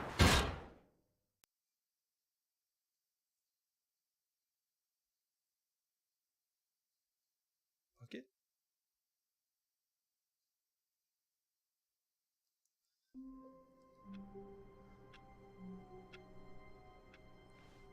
Bucket! How long was I sitting there? Stanley wondered to himself. Minutes?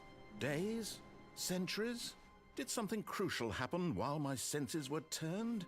He made a note to be more careful with time from now on. The good old bucket. Just Stanley and the bucket, off on another thrilling adventure together.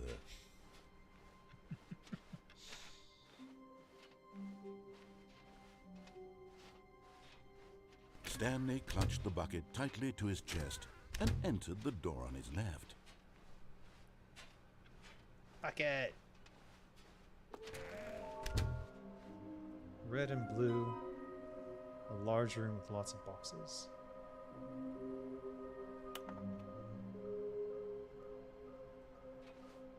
Red and blue. Red and blue. Coming to a staircase, Stanley and the bucket walked upstairs to the boss's office.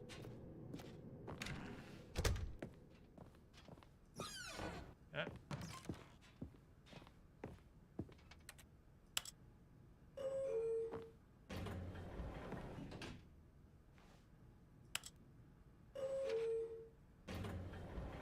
Red and blue.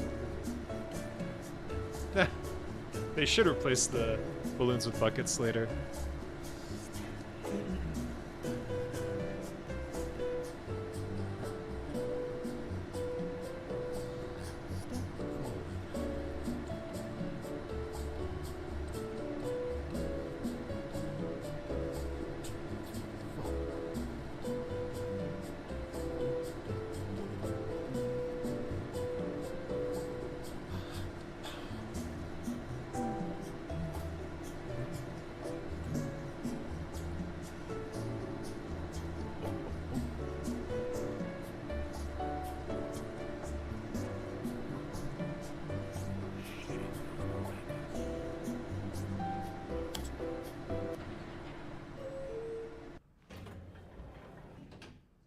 Son of a bitch.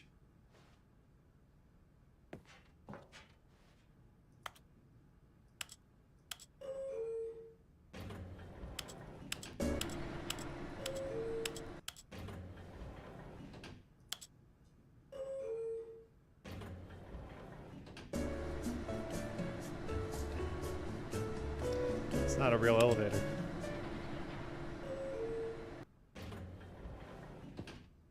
Fine. Whatever.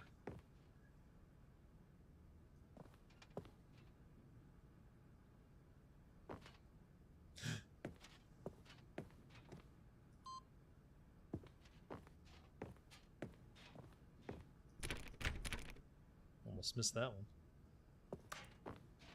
Best dance ever. Thank you.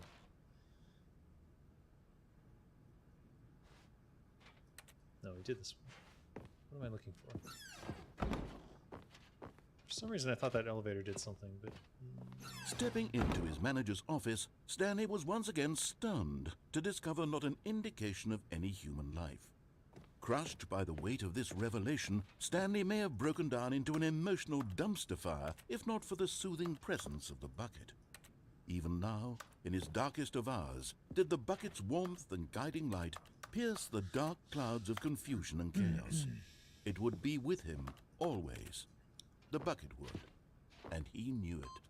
The two of them were inseparable. But Stanley guessed the correct code by sheer luck. Was it that the bucket knew all along? Was the bucket guiding him? Yes, this is certainly the most logical explanation.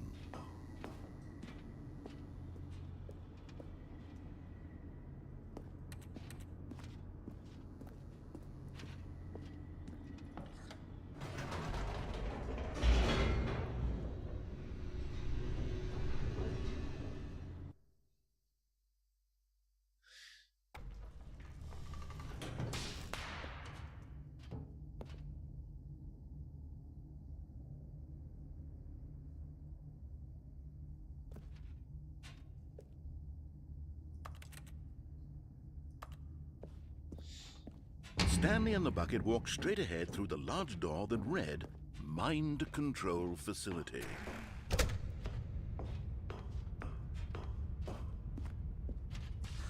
The lights rose on an enormous room packed with television screens. What horrible secret did this place hold? Stanley and the bucket both wondered to themselves.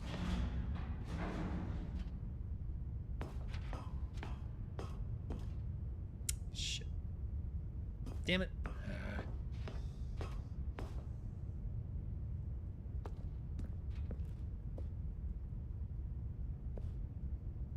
I fuck it up?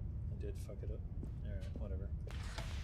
The monitors jumped to life, and Stanley nearly dropped the bucket in shock. Everyone in the office was being videotaped, monitored like guinea pigs. The bucket had never seen anything like this, and it very nearly burst into tears as Stanley cradled it gently, reassuring it that everything would be fine. Was the bucket under the mind control facility's influence as well? Had the bucket been told to do things it didn't wish to do? What kinds of things does a bucket want to do or not want to do in the first place? These questions raced furiously in Stanley's feeble mind. No! He screamed into the bucket. He couldn't accept it. His own life in someone else's control, never! He squeezed the bucket tighter, his one friend in the entire world. At this point, he could trust no one except for the bucket. Only the bucket. But here was the proof. The heart of the operation. Controls labeled with emotions, happy or sad or content. Walking, eating, working, all of it monitored and commanded from this very place. And as the cold reality of his past began to sink in, Stanley decided that this machinery would never again exert its terrible power over another human life. For he and the bucket would dismantle the controls for good. Two best friends, Stanley and the bucket, up against the world. They high-fived in a really cool way, and the bucket made a sassy comment about taking down the system. Alright, where's 3?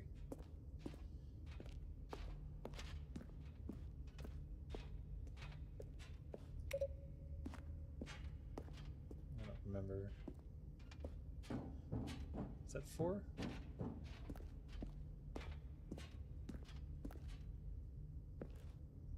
Shit. That is 4, isn't it? Actually, I can't tell. Where's 4?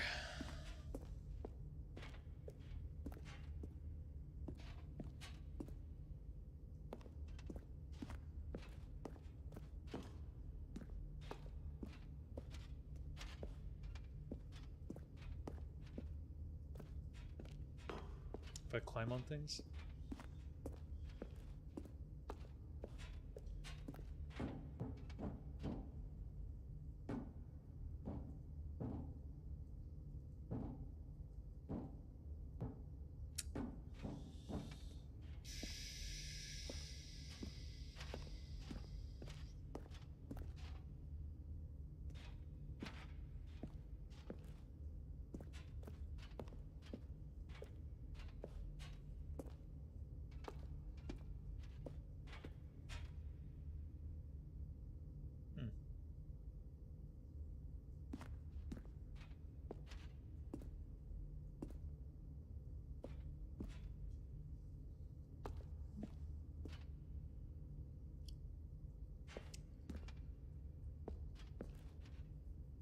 In the TV room.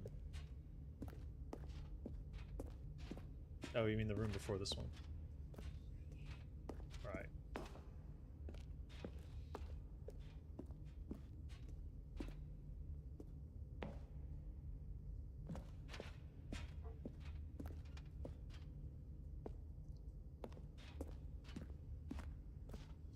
How do I get up there? That's my question.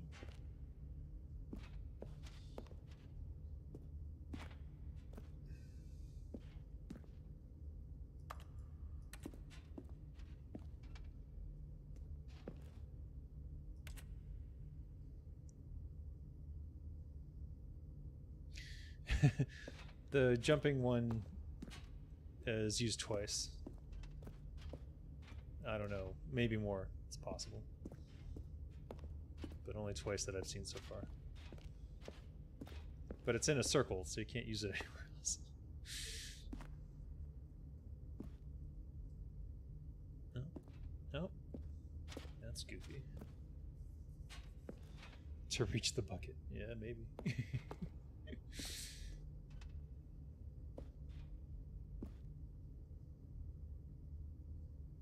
Activate power cells.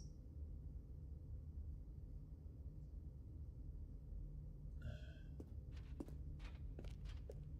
see it. I just don't know how to get there.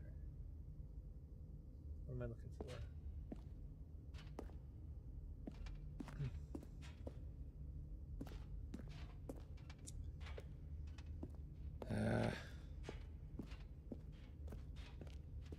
Let's...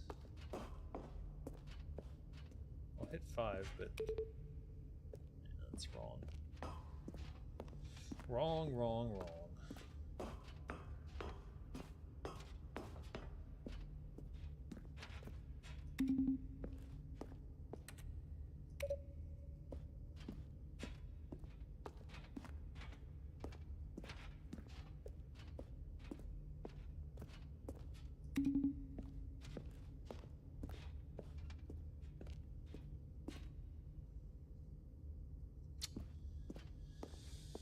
Well.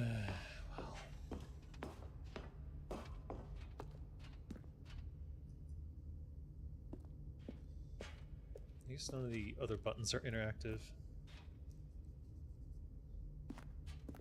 Jump to get out of the infinite hole? Wouldn't that be nice? They just give you a button to press. Gee. How do I get there? It looks like... Potentially? No, I don't see anything. Even remotely close to getting in there.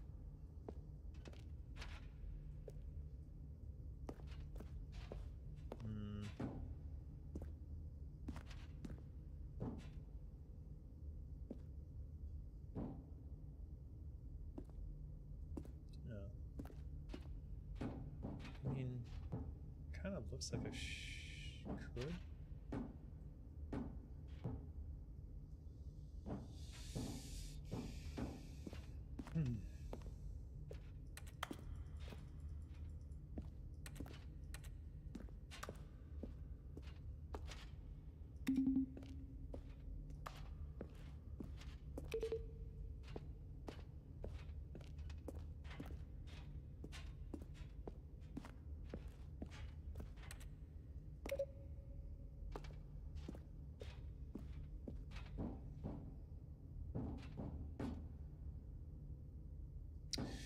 Arrgh.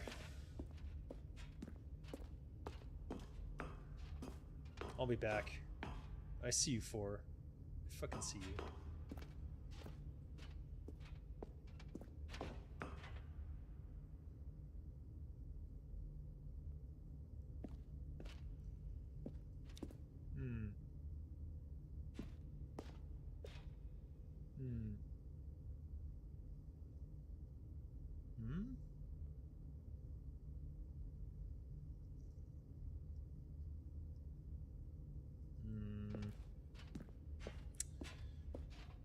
It's gonna shut behind me though. Ooh. I don't see any alternatives. Oh well. When at last they came to the source of the room's power, Stanley and the bucket knew it was their obligation to put an end to this horrible place and to everything it stood for. But at the last second, the bucket jumped in and pressed the button to turn on the controls. Stanley gasped in horror. Had this been the bucket's plan all along? To take over the machine and claim the power for itself? How could the bucket have betrayed him like this? Stanley was prepared to throw the bucket away in disgust when suddenly an image appeared upon the enormous screen. Birds. Silly, silly birds. The control buttons became active again.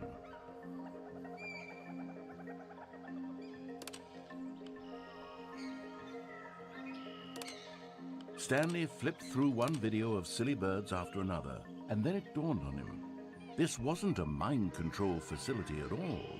It was a facility for monitoring and surveilling silly birds all over the world.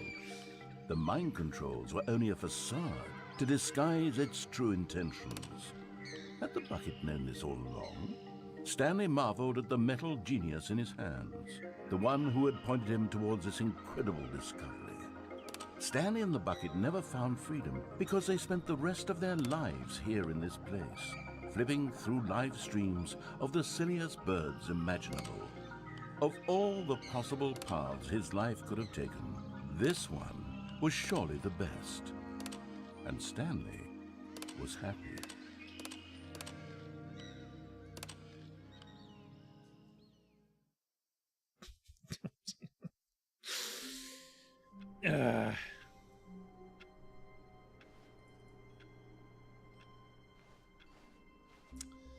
All of his co-workers were...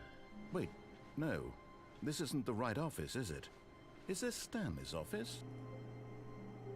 One more. Is this Stanley's office?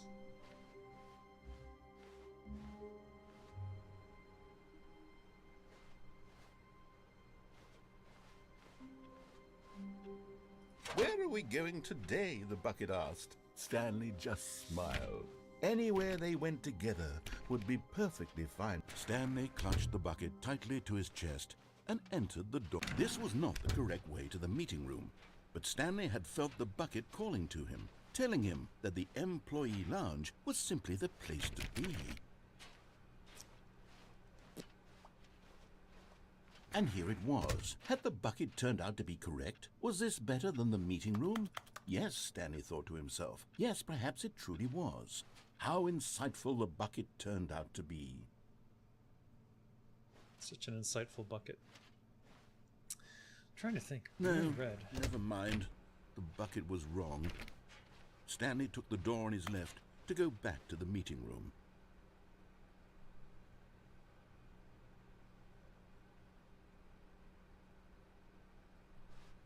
and so the two of them detoured through the maintenance section and walked straight ahead to the opposite door. Did I go down there before or after I went to the Stanley Parable 2 museum thing? Or convention?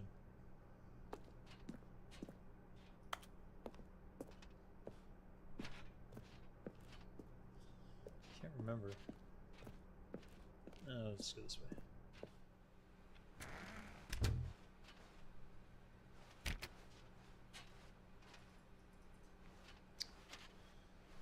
Wow.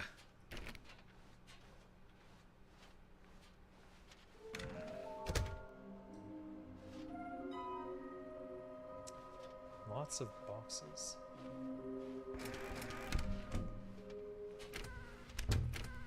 Stanley, we must move on from this broom closet, simply because I have no remaining stickers. If I did, you can guarantee we'd be in here for hours.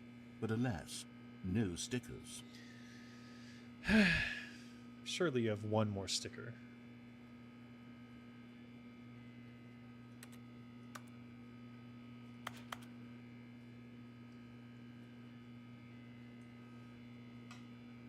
While I wait for my third sticker, I'm gonna get water.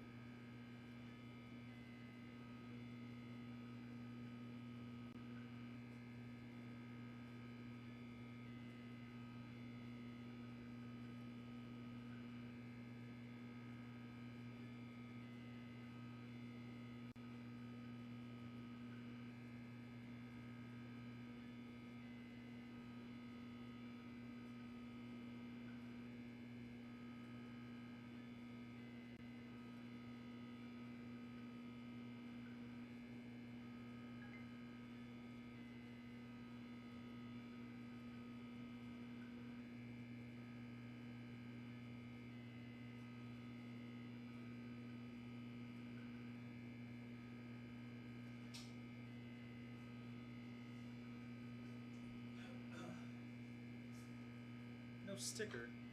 The fuck is this bullshit? Alright. Well, the bathroom test generally will tell you if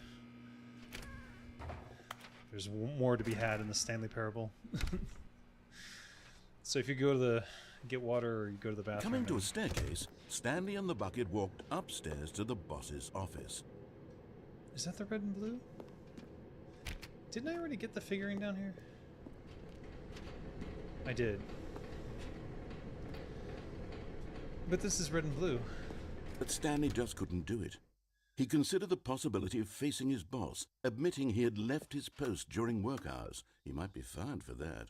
And in such a competitive economy, why had he taken that risk? All because he believed everyone had vanished? His boss would think he was crazy. And then something occurred to Stanley. Maybe, he thought to himself, maybe I am crazy. He looked down at the bucket in his arms. Am I crazy? He asked the bucket. The bucket returned his gaze, but said nothing at all. That's strange, Stanley thought. Usually the bucket is a source of guidance and wisdom for me in difficult times such as these. He held the bucket close, yet felt none of its familiar reassurance and comfort. And that's when Stanley realized, this isn't my bucket.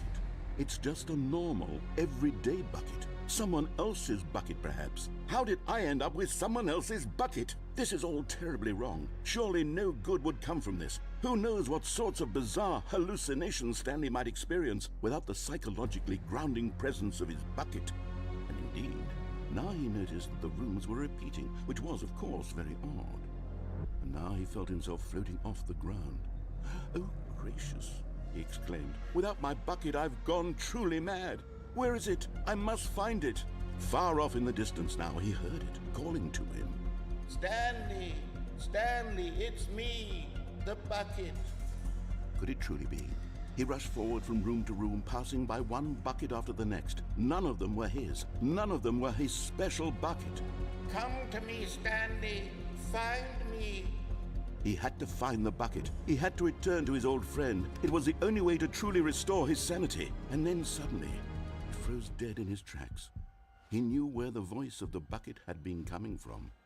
The real bucket was inside of him all along. It was incredibly painful. Stanley doubled over in agony and blacked out.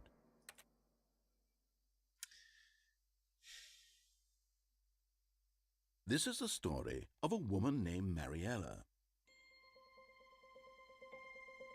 That's a Mariella woke up on a day like any other. She arose, got dressed, picked up her bucket of comfort and security, and walked to her place of work. But on this particular day, her walk was interrupted by the body of a man who had stumbled through town, talking and screaming to himself, and then collapsed dead on the sidewalk. Right away, she knew what the problem was. This man had no bucket. Of course he'd gone mad, ranting and raving about a narrator describing all of his actions and how everything is...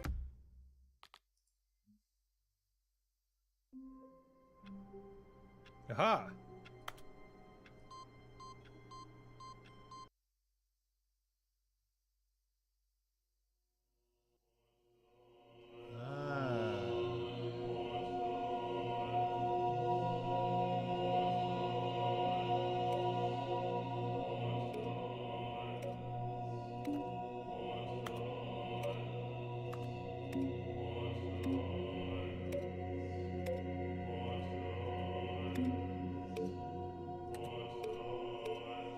Buttons, buttons, buttons,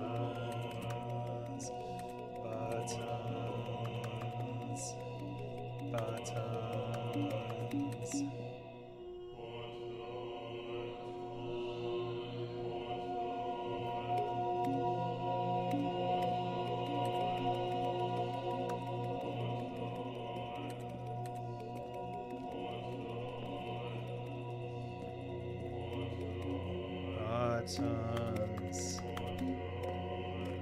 buttons, buttons. I can see the God in the machine.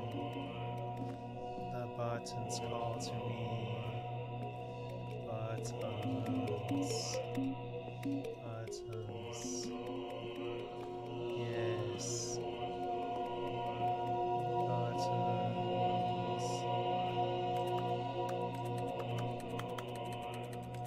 Worship the buttons. Worship the buttons.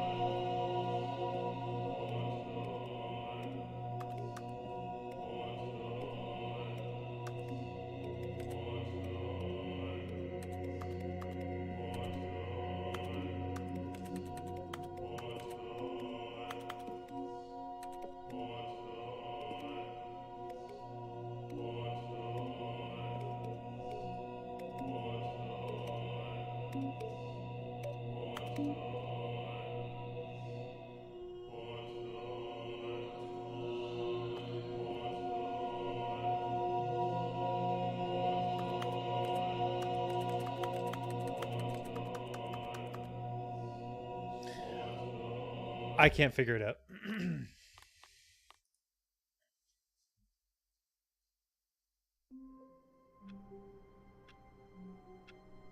I guess I could go back. Well, what?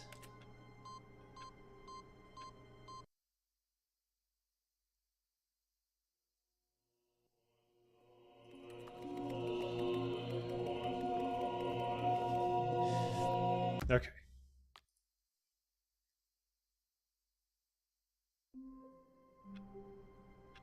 Maybe that's just waiting there for me now, whenever I want. Wait, Stanley thought to himself. Am I sure that the orders stopped coming in? How is that possible? They never stopped. Surely I was mistaken.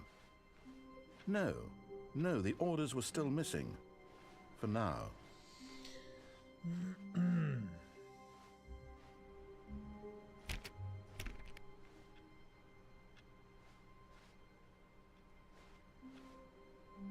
A good bucket, a strong bucket, a humble bucket, a committed bucket, a bucket of culture and distinction. Stanley clutched the bucket tightly to his chest. This was not the correct way to the meeting room, but Stanley had felt the bucket calling to him, telling him that the employee lounge was simply the place to be. And here it was. Had the bucket turned out to be correct? No, never mind. The bucket was wrong. Stanley took the door on his left to go back to the meeting room. No, Said the bucket. don't go to the meeting room. Go somewhere else. The cargo lift, yes. Good, Said the bucket. now ride the lift all the way to the top. There's something up there I need you to do. Stanley did not question why or how this bucket was speaking to him. It should have alarmed him, of course, because buckets can't talk. But Stanley chose not to think about this obvious fact. He was Oh. firmly convinced that the bucket had spoken to him, and he unthinkingly did whatever the bucket asked. Shit.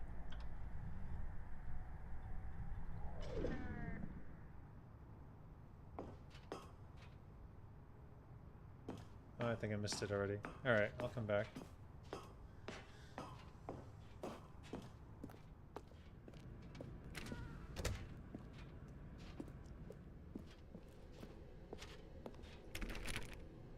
No, stop.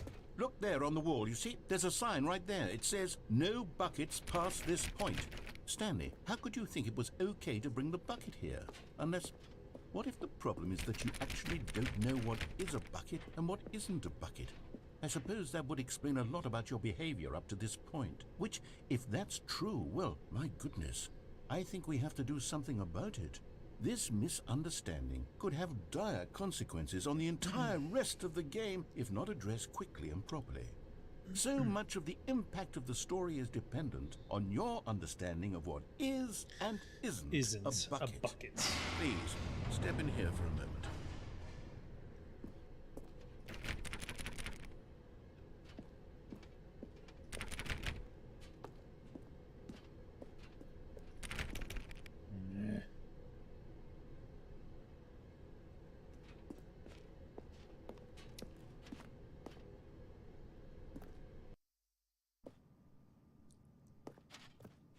Now then, I'm going to run you through some test scenarios, and you'll tell me whether or not the thing I'm showing you is a bucket.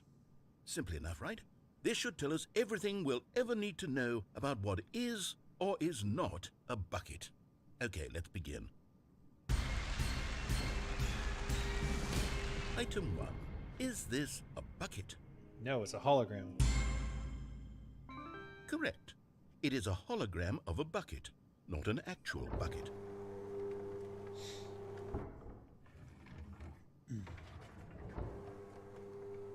Item 2. Is this a bucket? No.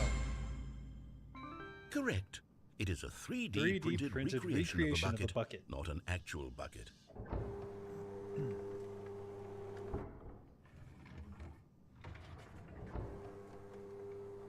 Item 3. Is this a bucket? Yes. Correct. This is a bucket.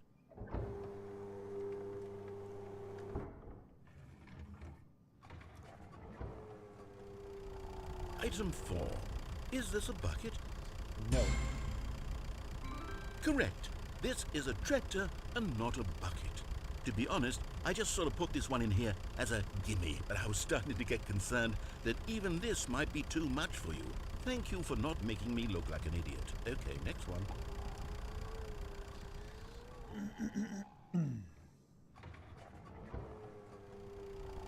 Is this a bucket? Yes. Correct.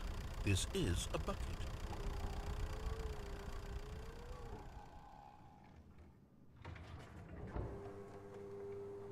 Item 6. Is this a bucket? Shit, I don't remember.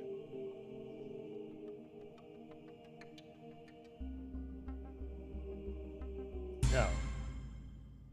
Trick was question. both. Both. Gotcha. You bastard.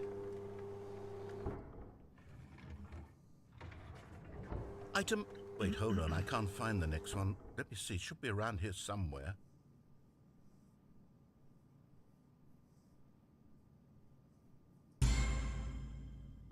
Yes. Thank you. There's nothing here. Of course it isn't a bucket. We both know full well that nothing isn't a bucket. Wait, when I say nothing isn't a bucket, that makes it sound like I'm saying everything is a bucket, which of course is not true. Unless... Is that what you think? Answer me straight, Stanley. Are you trying to tell me that you believe everything is a bucket? No. You know what? I'm too confused to even sort it out. I've lost all sense of perspective. What is a bucket? What isn't a bucket? Mere moments ago I could answer these questions with confidence. And yet now I'm somewhat adrift. Do any of us know what a bucket is? Am I a bucket? No. Stanley, I can't keep doing this. I'm losing myself, and myself was all I ever had to begin with. I'm afraid the bucket is threatening to tear our relationship apart. I can't have that. I'm sorry. But I'm going to erase all buckets from the game entirely. Okay, here we go.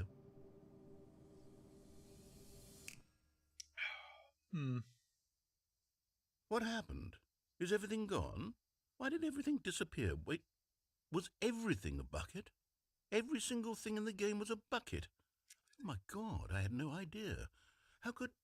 Except me. I'm not a bucket after all. And you, Stanley, you're still here. You're not a bucket either.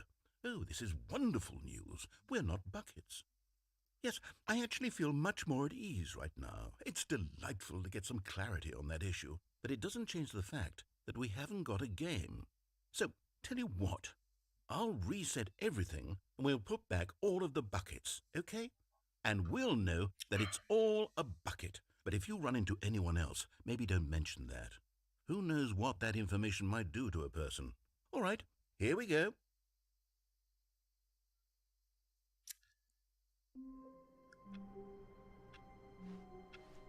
All right. Already this was uncomfortable, and Stanley decided that as soon as he found a new space he felt safe in, that he would never leave it again in his life. Skipping the book.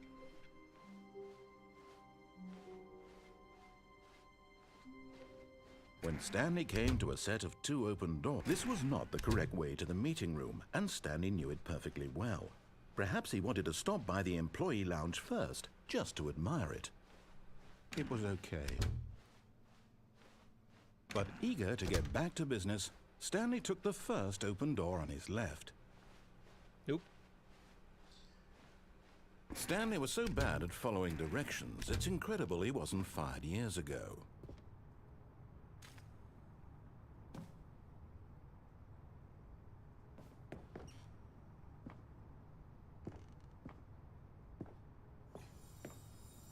You're getting close now, Stanley. You've nearly gotten all of the Figler and Marines. Very soon, you'll collect the last Figure one. and then the Marines. first number will equal the second number, and that will be it. Ooh. We'll be different people by then. Different in the sense that we used to have none of them. And now we have them all. You can't go back to when you had no Figler and Marines. None of us can.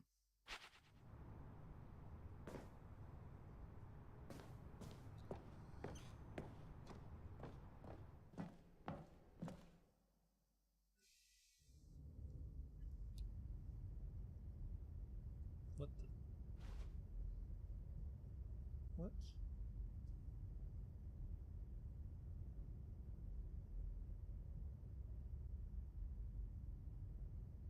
Olives. Oh, groceries. Stanley had now gotten himself so far off the beaten path that it seemed the office had begun. So far off the beaten path that it seemed the office had begun. So far off the beaten path that it seemed the office had begun. So far off the beaten path that it seemed the office had begun. So far off the beaten path that it seemed the office had begun. So far off the beaten path that it seemed the office had begun. So far off the beaten path that it seemed the office had begun. So far off the beaten. You didn't think I was actually just a recording, did you? What a silly and trite explanation that would be. All the back and forth between you and me, all the absurd adventures we've been through, and it all turns out I'm just a tape recording? It was all just in Stanley's head. I bet that's the kind of twist you think is revelatory. I bet each and every time you watch a movie where it turns out all to be in the main character's imagination, you must absolutely bolt off the couch in pure shock at the phenomenal and intricate storytelling. It must be so simple to be you. Life being an unending waterfall of surprises and delights. How much more exciting you must find the world than the rest of us do. Now I've become sad. Look what you've done to me. This is all your fault. Oy. All of his co-workers were gone. What could it mean? Stanley decided to go to the meeting room. Perhaps he had simply missed a memo.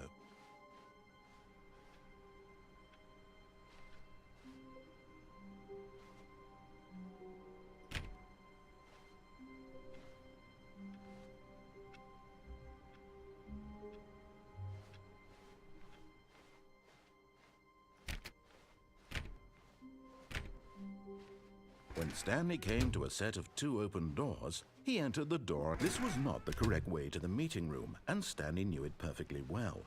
Perhaps he wanted to stop by the employee lounge first, just to admire it.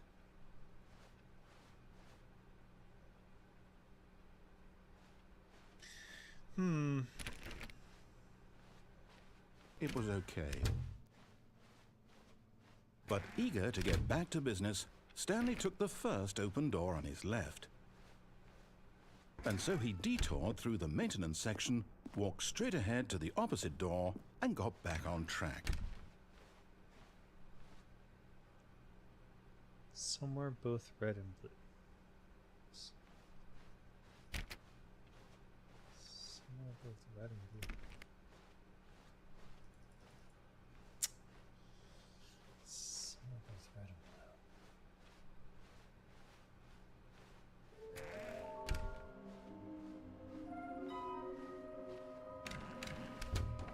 Oh no, no, not again. I won't be part of this. I'm not going to encourage you. I'm not going to say anything at all. I'm just going to be patient and wait for you to finish whatever it is you enjoy doing so much in this room. Please take your time.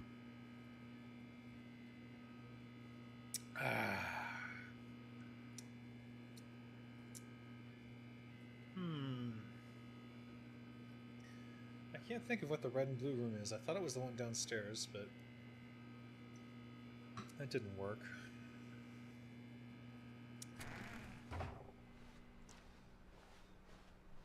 Coming to a staircase, Stanley walked upstairs to his boss's office.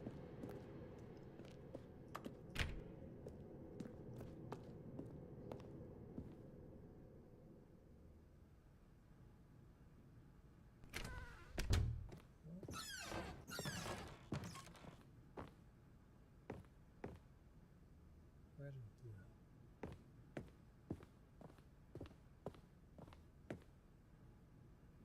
Red and blue. Stepping into his manager's office, Stanley was once again stunned to discover not an indication of any human life. What could it mean? Stanley wondered aloud to nobody. He began wildly tearing through papers on the boss's desk, pulling books off the shelf, looking behind paintings, desperate for clues to his situation. But his attention was caught by a keypad behind the boss's desk. What could its purpose be? In fact, this keypad guarded the terrible secret that lay buried below his feet.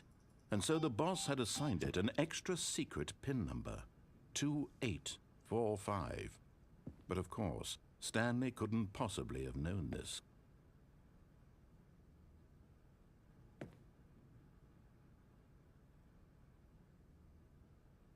Stanley just sat around twiddling his thumbs. Trying to input anything on the device was useless, since he could never possibly know that the combination was 2845.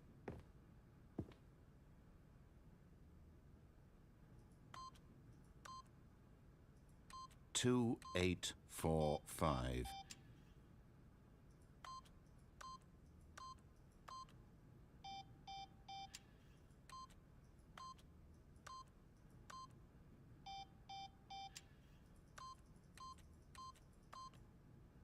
Forgot, but it turns out that the panel's emergency override kicked in, and the door just opened all by itself, and Stanley got the hell along with the story. Well, whoop-de-doo.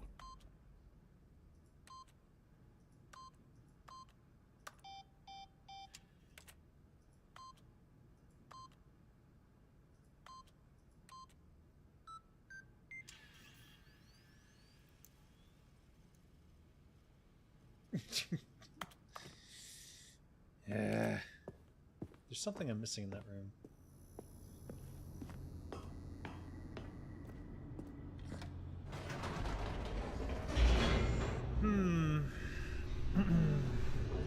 It's been such a long time since I played that I don't remember all the extra stuff.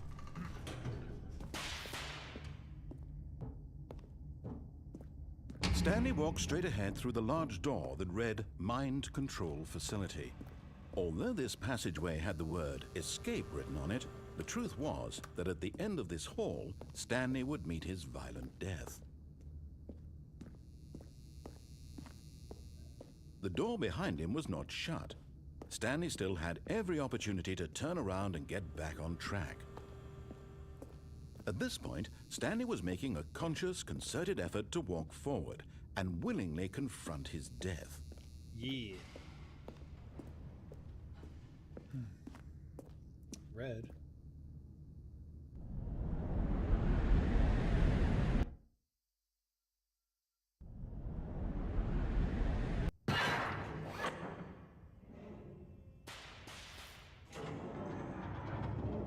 As the machine whirred into motion and Stanley was inched closer and closer to his demise, he reflected that his life had been of no consequence whatsoever. Stanley can't see the bigger picture. He doesn't know the real story, trapped forever in his narrow vision of what this world is.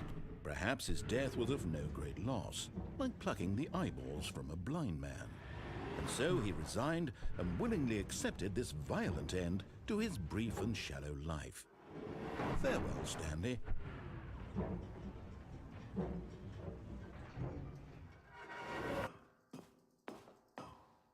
"Farewell, Stanley," cried the narrator, as Stanley was led helplessly into the enormous metal jaws. In a single visceral instant, Stanley was obliterated as the machine crushed every bone in his body, killing him instantly.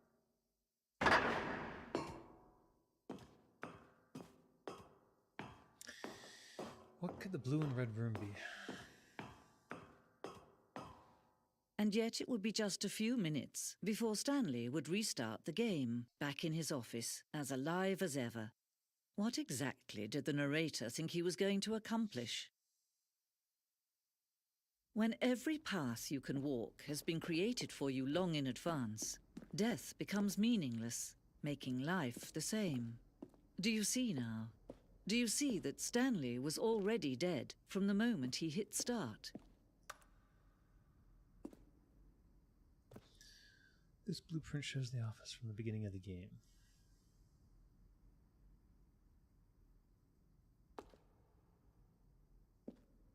Hmm.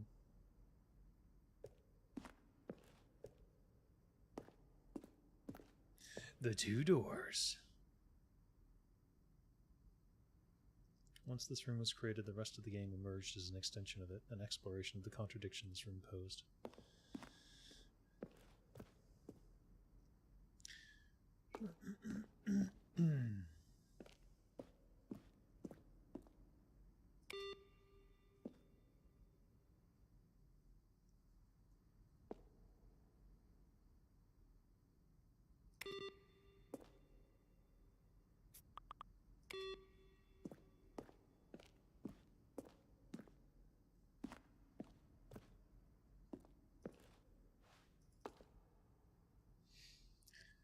If I played Arkham Knight, briefly.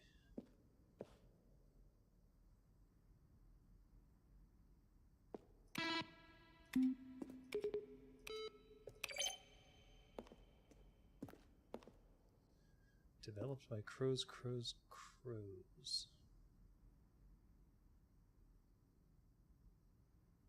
Kevin Brighting as the narrator.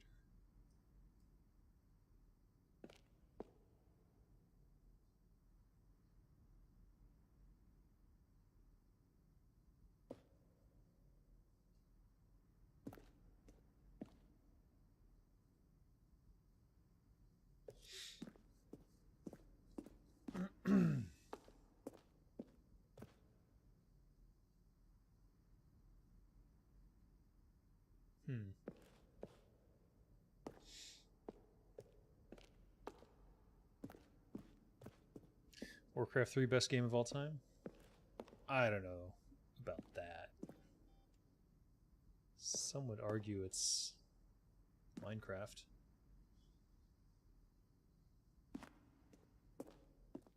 But hey, I'll take it since I worked on Warcraft 3 and I didn't work on Minecraft. Stanley pushed the orange lever.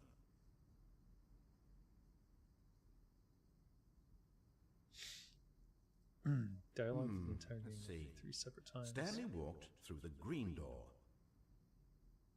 These are clips from early takes that were not used in the final game. Stanley stood on the snow. There was snow?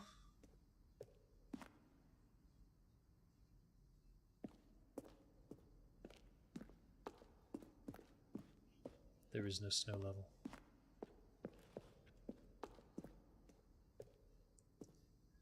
The very first incarnation of the freedom ending in the game's alpha.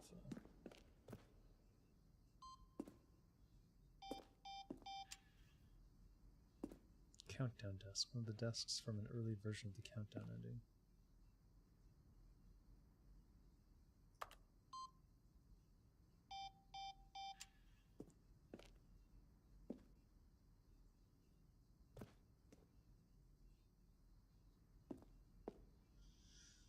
Monitor room elevator.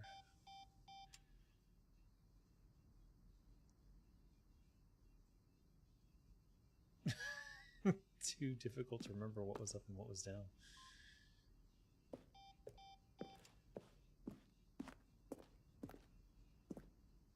Zending.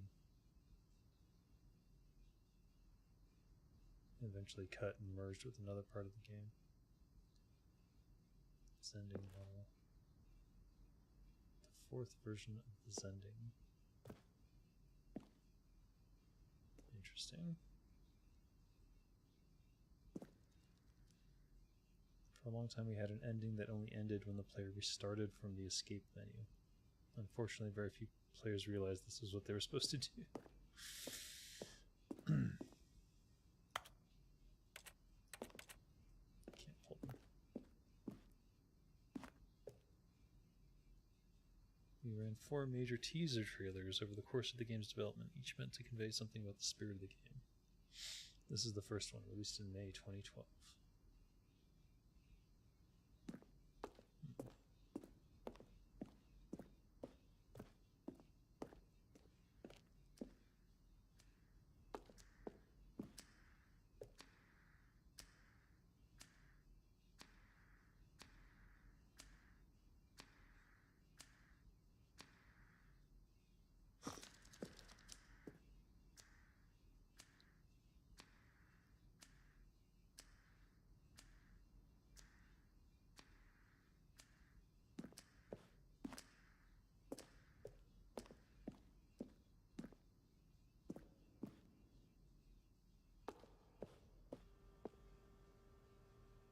narrator emails.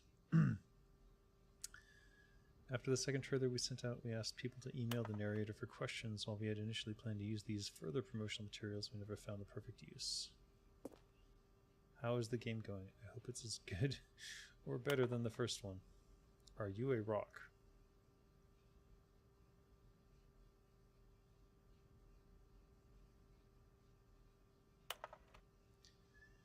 Could you tell me what the significance of the number 1112800 is?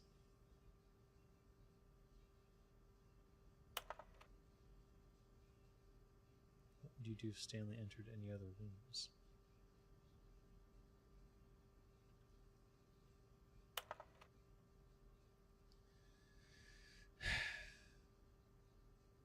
What is Stanley's last name? Parable, duh.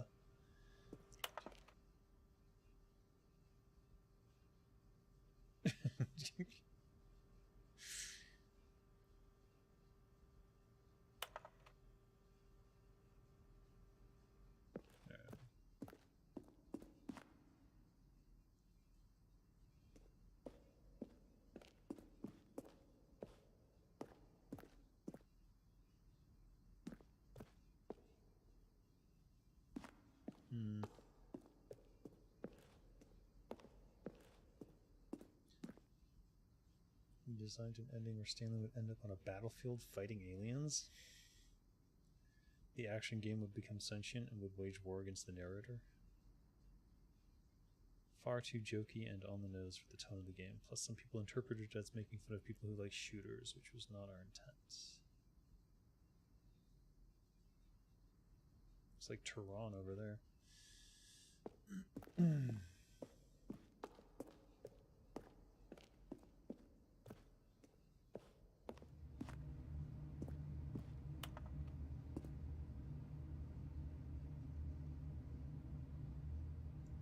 The evolution of Stanley's office.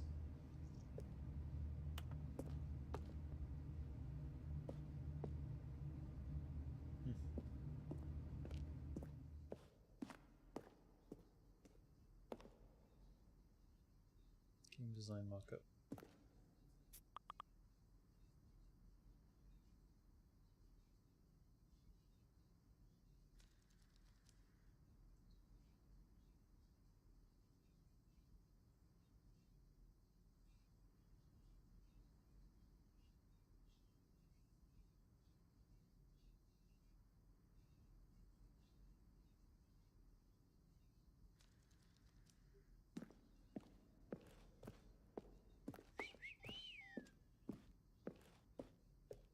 Well, Oh, look at these two. How they wish to destroy one another. How they wish to control one another. How they both wish to be free.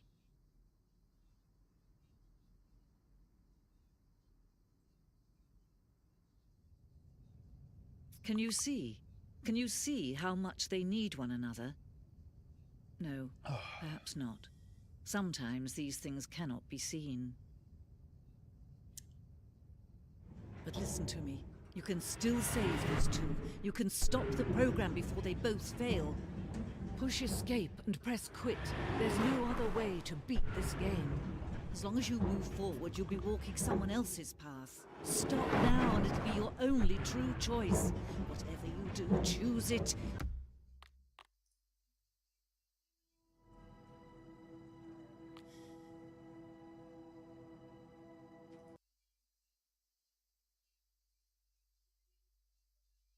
This is the story of a man named Stanley.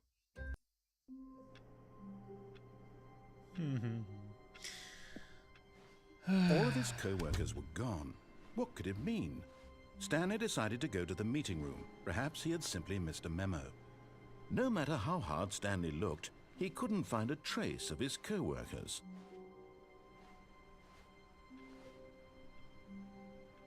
Ah, the embrace of an old friend.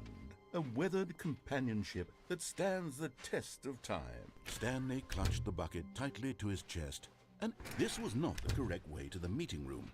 But Stanley had felt the bucket calling to him, telling him that the employee lounge was simply the place to be.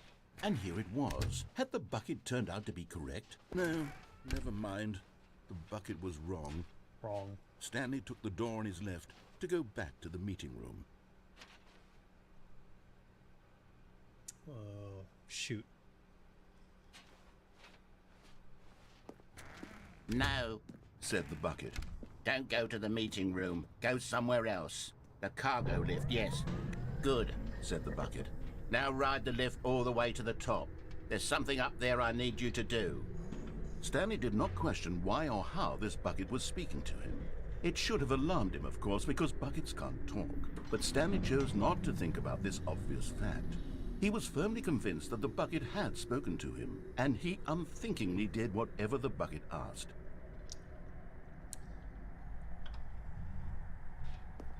In here. Said the bucket. Go into this dark room over here. Stanley once again obeyed blindly.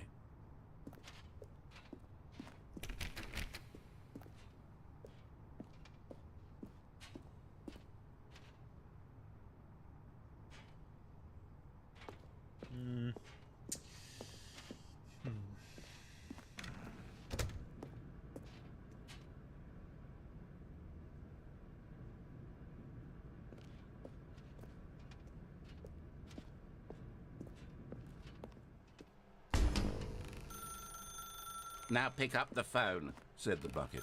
Pick up the phone and it will take us back home, where we can go about life together.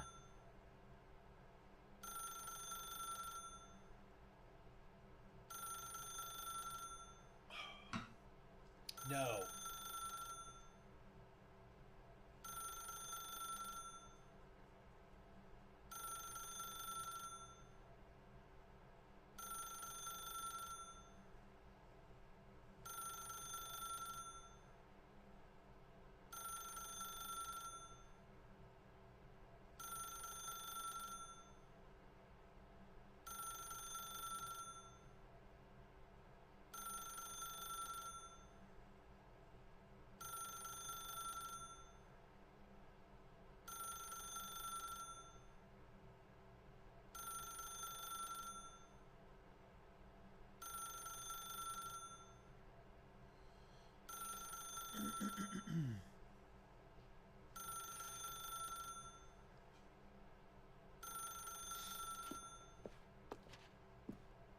Whoa, hold on. Why did you unplug the phone?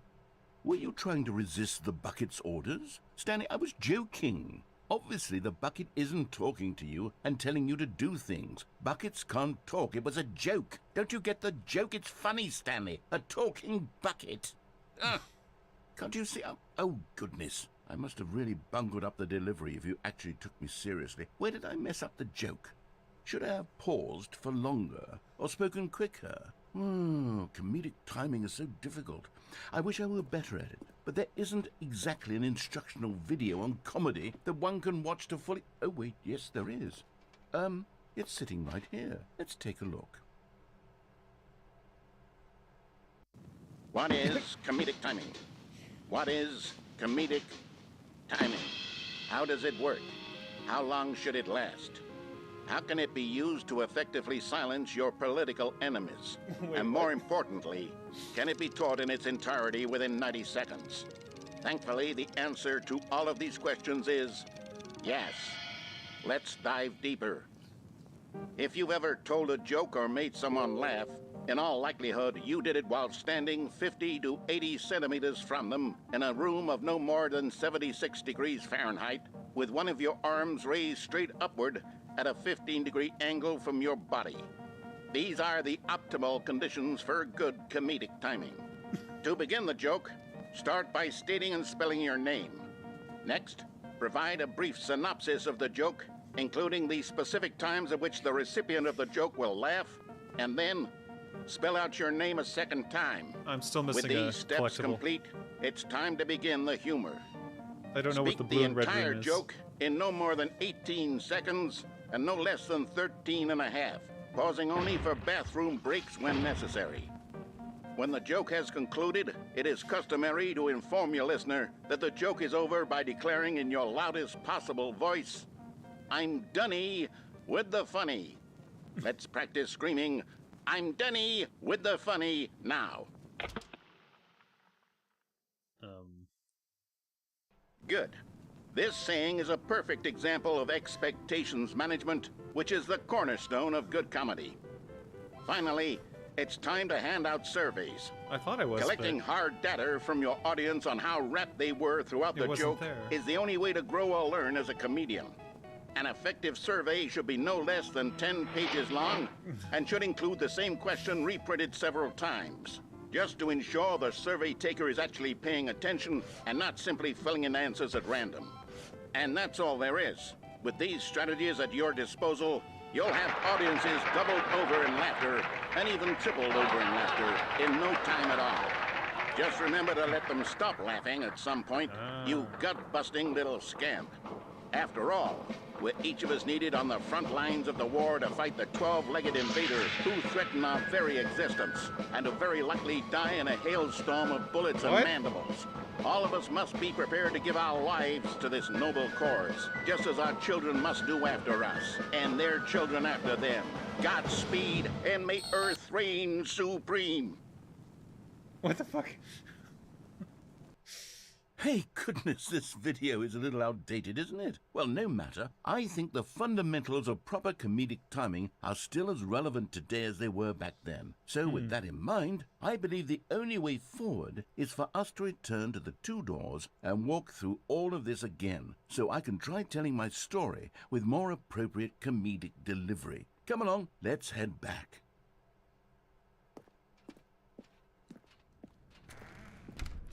Maybe I can't get through that door if I have the bucket.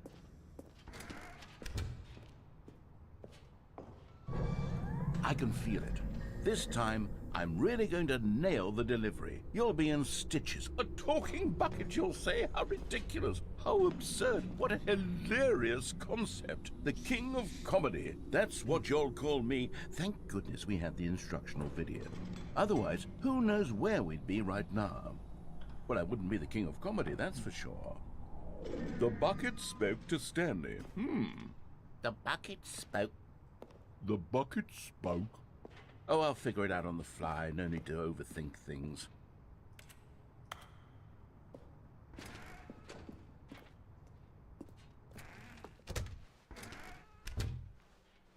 I know. The alien monsters.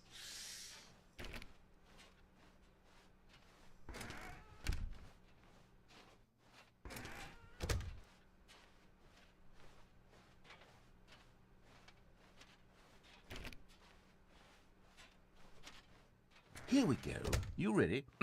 When Stanley and the bucket came to a set of two open doors, they entered the door on the left. No. You were supposed to go through the door on the right, leading back to the phone.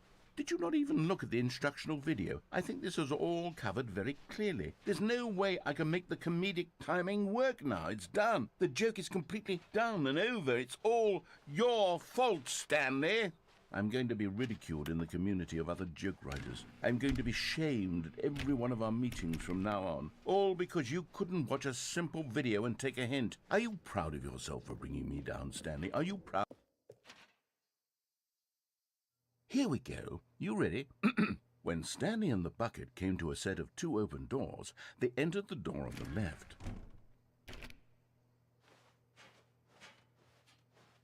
No. You were supposed to go through the door on the right, leading back. Here we go. You ready?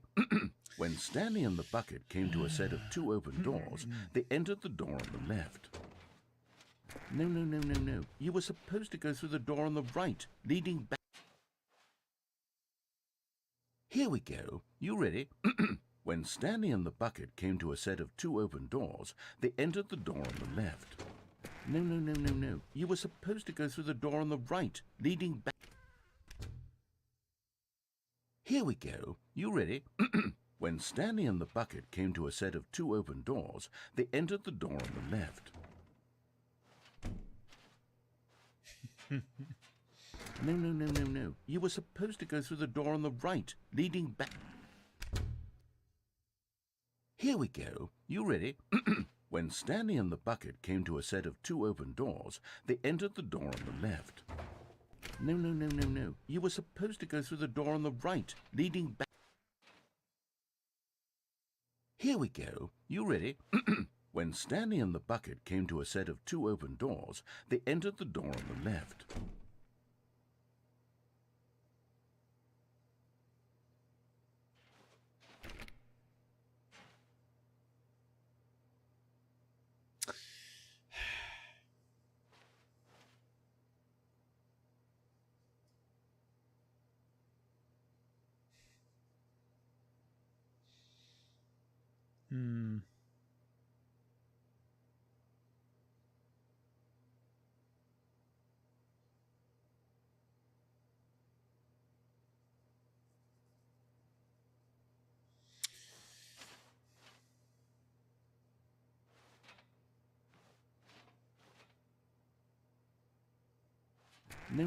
No. You were supposed to go through the door on the right, leading back.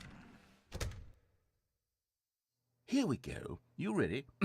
When Stanley and the bucket came to a set of 2 open doors, they entered the door on the left.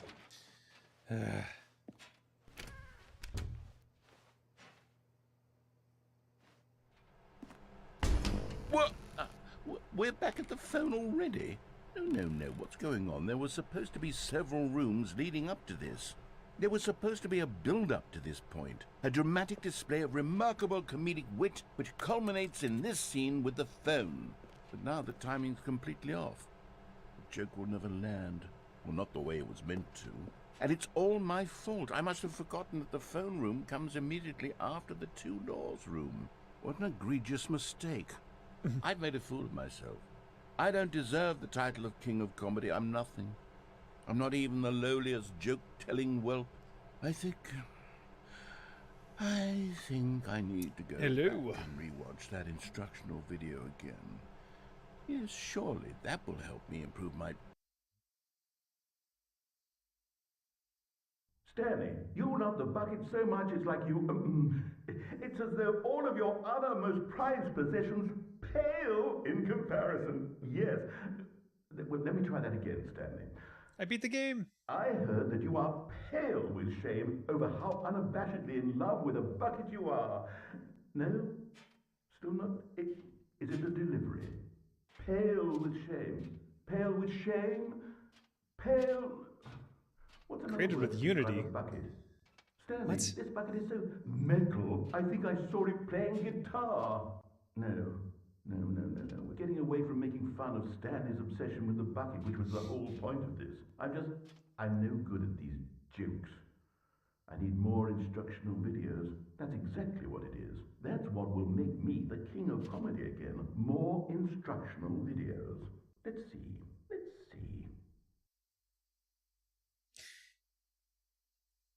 If the game's made with Unity, but it wasn't made with Unity. Maybe this version is made with Unity. Already this was uncomfortable, and Stanley decided that as soon as he found a new space he felt safe in, that he would never leave it again in his life.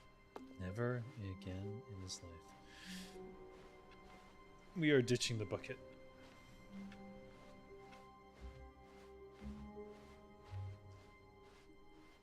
When Stanley came to a set of 2 open doors, he entered the door on his left.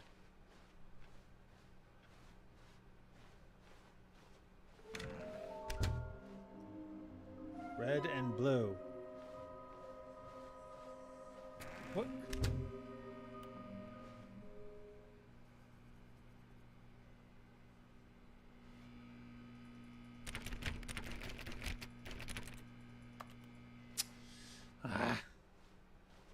Coming to a staircase, Stanley walked upstairs to his boss's office.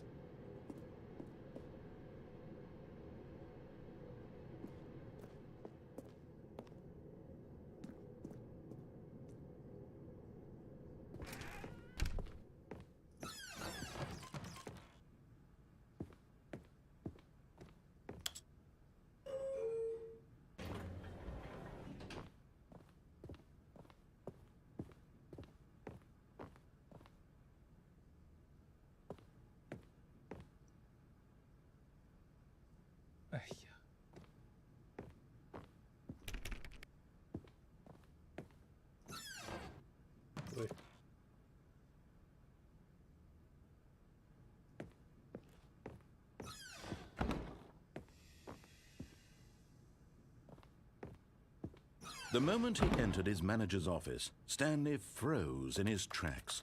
Not a living soul anywhere. Could he really be all alone? This was too much for Stanley to take, too much for any man to take.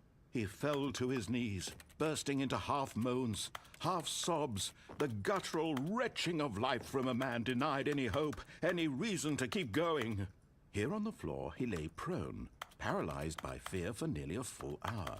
But when at last he began to move about and survey the situation, he found a keypad behind the boss's desk. What could it mean? Was it a sign of hope for Stanley's future? Alas, it was not.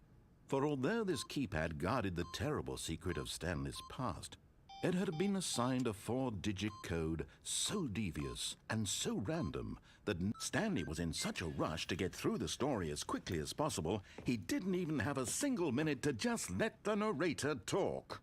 That kind of anxiety isn't healthy. So he relaxed for a few moments with some calming New Age music. What the fuck? I do want the location of the red and blue. I assume I shouldn't have the bucket. Feeling soothed and rejuvenated, Stanley calmly walked forward into the opened passageway.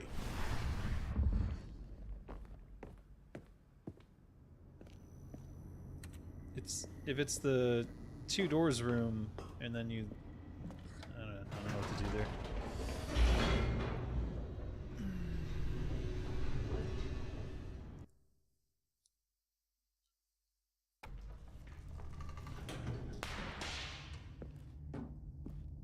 I think there has to be a way. Stanley walked straight ahead through the large door that read Mind Control Facility.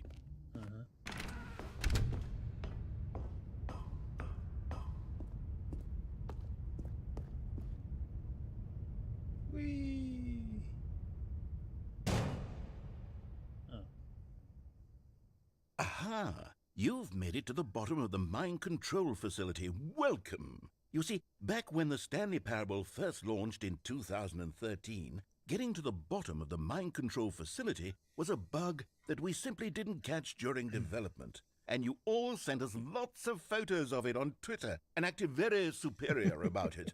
And you're all very, very clever. Good for you. Anyway, when it came time to update the game, we knew that we had to do something about this little goof of ours. So here you go. New content. You can call it the bottom of the mind control room ending, if that enhances your perception of the value of these updates. Isn't that what you crave? Yes. New content? Achievements. Always more content, more content, more. And I'm here to give it to you. I'm here to make it seem like we really covered every nook and cranny of the game with secrets and Easter eggs. How about this? We wrote a new piece of music just for this section. You won't hear it anywhere else in the game. It's a secret that's just for you. That's how special you are. I know. I am. We call this track, Good Job You've Made It to the Bottom of the Mind Control Facility. Well done.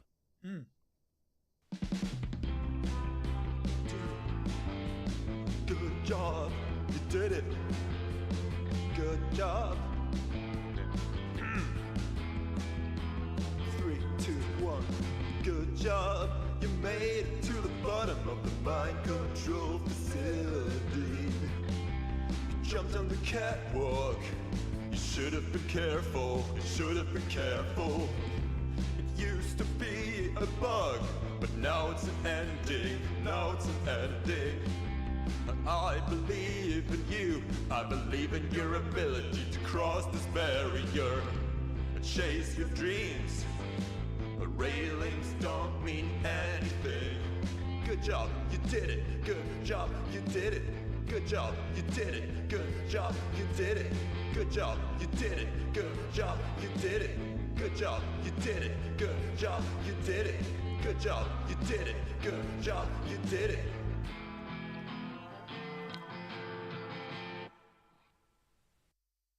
That's the greatest thing that's ever happened to me.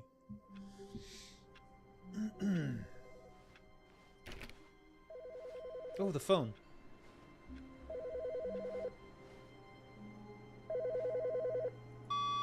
Good morning. Thank you for contacting the Future Happiness Foundation. We are confirming your shipment of 1,327 cardboard boxes to your place of work. Can you verify that this is correct? Yes. Excellent. Your order will arrive shortly. Thank you again for contacting the Future Happiness Foundation.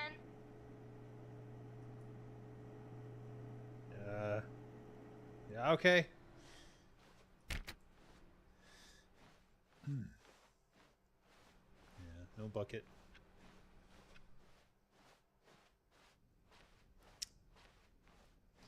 When Stanley came to a set of 2 open doors, this was not the correct way to the meeting room, and Stanley knew it perfectly well. Perhaps he wanted to stop by the employee lounge first, just to admire it. It was okay. But eager to get back to business, Stanley took the first open door on his left. Happiness is cardboard boxes if you're moving. Alright, so it's through here, and then elevator? That's the red and blue room? Or... did I try falling off the window with the bucket? I think I did. Did I? I don't know, I'll try it next. And so he detoured through the maintenance section, walked straight ahead to the opposite no? door, and got Shit. back on track. Okay, where's the red and blue room?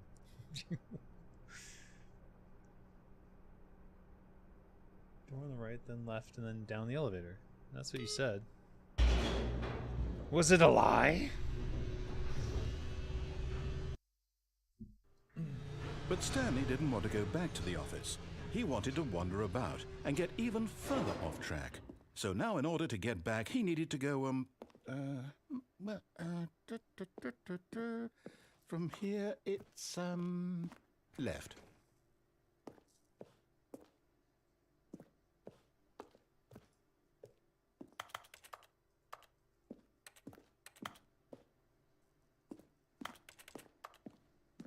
Oh, no, it's to the right, my mistake. No, not the right. Why would I have ever said it was to the right? What was I thinking? It's clearly... Oh dear, would you hold on for a minute, please? Now, let's see. Oh. Went down, right, left, down, left, right. Yep, okay, yes. I've got it now. This story is absolutely, definitely this way.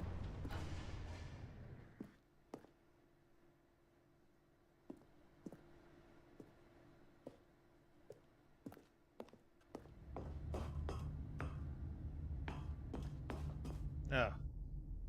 No. This isn't right at all. You're not supposed to be here yet. This is all a spoiler. Quick, Stanley, close your eyes. Okay. We just have to get back to, oh, who am I kidding? It's all rubbish now. The whole story completely unusable. How about, rather than waste my time trying to salvage this nonsense, we'll just restart the game from the beginning.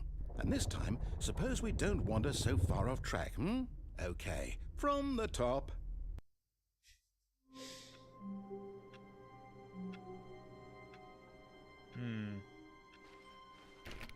All of his co-workers were gone. What could it mean? Stanley decided to go to the meeting room. Perhaps he had simply missed a memo.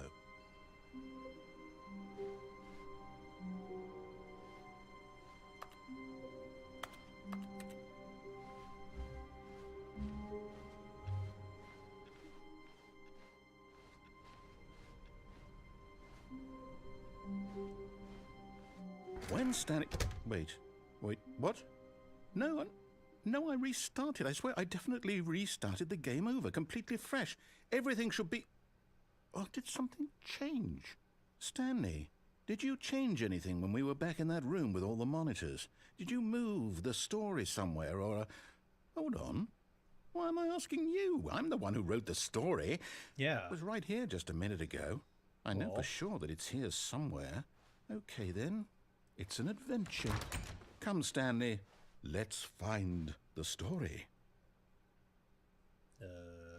Okay. The back rooms.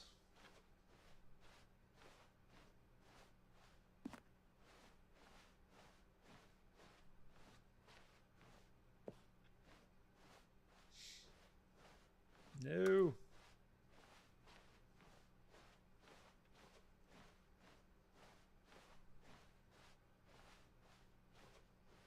I'll say it. This is the worst adventure I've ever been on. I can promise you there definitely was a story here before. Do we need to restart the game again? Well, I find it unlikely that we'll ever progress by starting over and over again, but it's got to be better than this. Okay, let's give it a shot. Why not?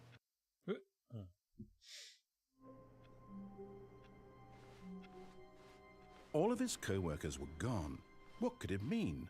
Stanley decided to go to the meeting room. Perhaps he had simply missed a memo.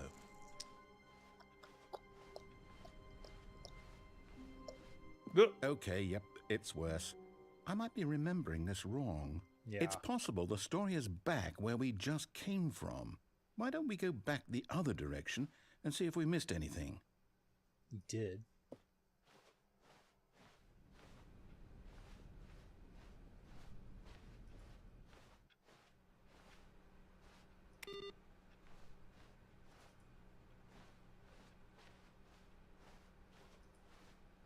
Aha! I knew we'd miss something. The story. Here it comes. No, wait, never mind. Not the story. Okay, let's head back the other way and retrace our steps. Yeah.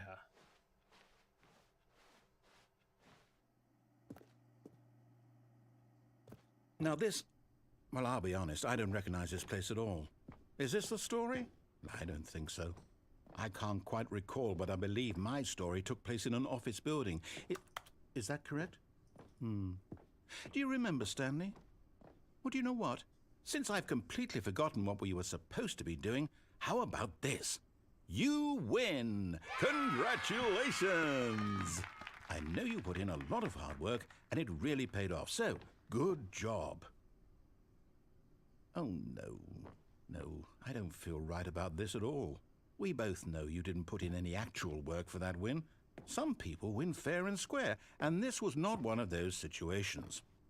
Okay, I'm getting weirded out by whatever this place is. I don't care what might happen this time.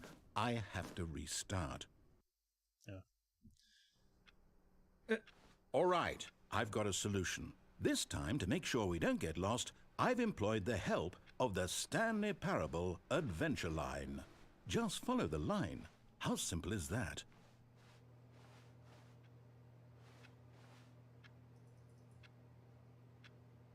First time in this room.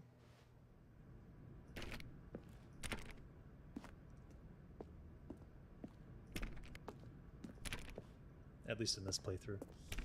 You see, the line knows where the story is. It's over in this direction. Onward, Stanley, to destiny. Though, here's a thought. Wouldn't wherever we end up be our destination, even if there's no story there? Or to put it another way, is the story of no destination still a story? Simply by the act of moving forward, are we implying a journey such that a destination is inevitably conjured into being via the very manifestation of the nature of life itself? Okay, Stanley, I need to follow this train of thought for a minute. Just stick with me. Now, we can both agree that the nature of existence is in fact a byproduct of one's subjective experience of that existence, right? Okay, now if my experience of your existence rests inside of your subjective experience of this office, is this office in fact the skeleton of my own relative experiential mental subjective construct? Whoa. Hang on. That got a bit weird back there. Well, I'd like to apologize. Not sure where I was going with all that. You know what? I think what we need right now is a bit of music to lighten the mood.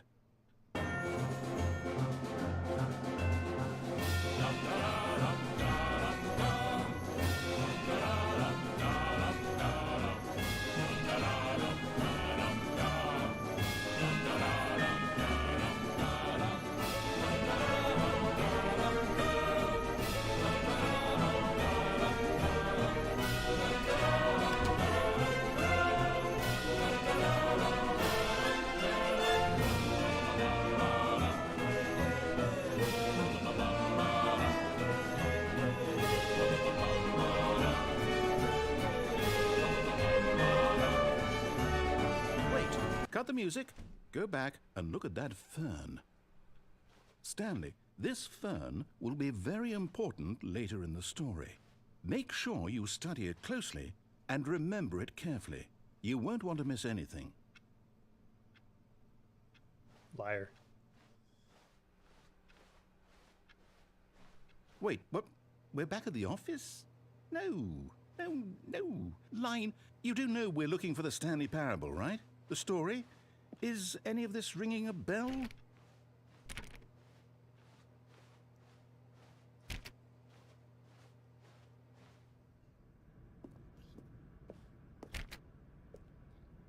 Oh, no, not again. Line, how could you have done this to us? And after we trusted you. Yeah, we after trusted everything you. we've been through, you... Well, I can't take this anymore. To hell with it. Restart. Fired. Oh, no. You know what, Stanley? I say forget the adventure line. What's it ever done for us? We're intelligent people, right? Why can't we make up our own story? Something Yeah. exciting, daring, mysterious. Ooh, this all sounds perfectly doable. Why don't we simply start wandering in, well, I don't know. How about this direction? Now, yes, this is exciting. Just me and Stanley forging a new path, a new story. Well, it could be anything. What do you want our story to be? Go wild. Use your imagination. Whatever it might be, Stanley, I'm ready for it. Oh, Aliens. no, not you again. No. Stanley, I'd also like to veto the line from having any role in our awesome new story. No lines or monitor rooms. Just don't acknowledge it, and we should be fine. Maybe there's a fern-based narrative later on. Maybe we just have to find the fern.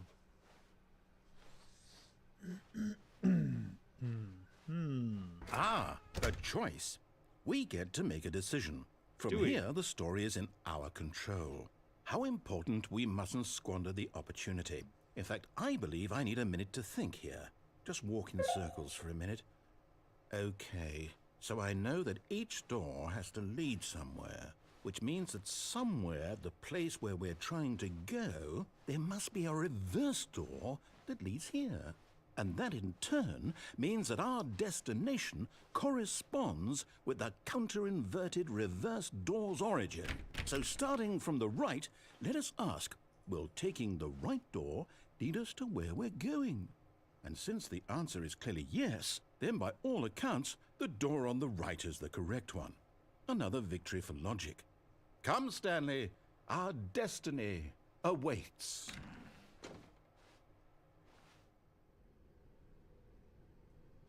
Oh, hold up, what's this? The confusion ending. You're telling me that's what this is? It's all one giant ending? And we're supposed to restart the game, what, eight times? That's really how all this goes? It's all determined? So now, according to the schedule, I restart again. Then what? Am I just supposed to forget? Well, what if I don't want to forget? My mind goes blank simply because it's written here on this thing, wall. Well, who consulted me? Why don't I get to decide? Why don't I get a say in all of this? Is it really? No, it can't be. I don't want it to be. I don't want the game to keep restarting. I don't want to forget what's going on. I don't want to be trapped like this. I won't restart the game. I won't do it. I won't do it. I won't do it. And the timer stopped? Does that mean, did we do it? Did we break the cycle? The, whatever it is that made this schedule? How would we even know? Will someone come for us? Will something happen? Will something happen? So, okay. I guess now we just wait, you know. I suppose in some way that this is a kind of story, wouldn't you agree? It is. I'm not quite sure if we're in the destination or the journey, though they're always saying that life is about the journey and not the destination. So So I true. hope that's where we are right now. We'll find out, won't we? Eventually. Or not. Well, in the meantime, if you... What the fuck?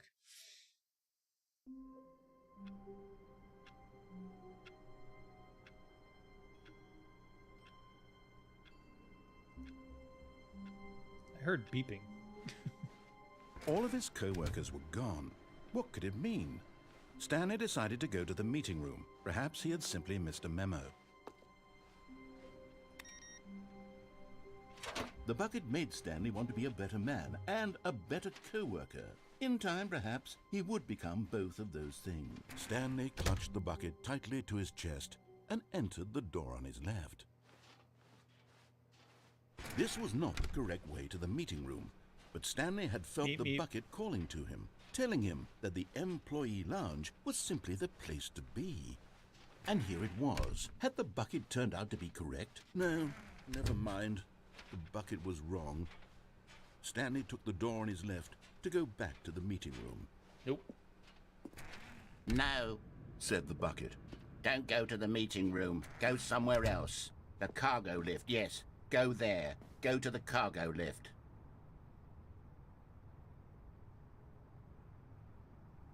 Did I?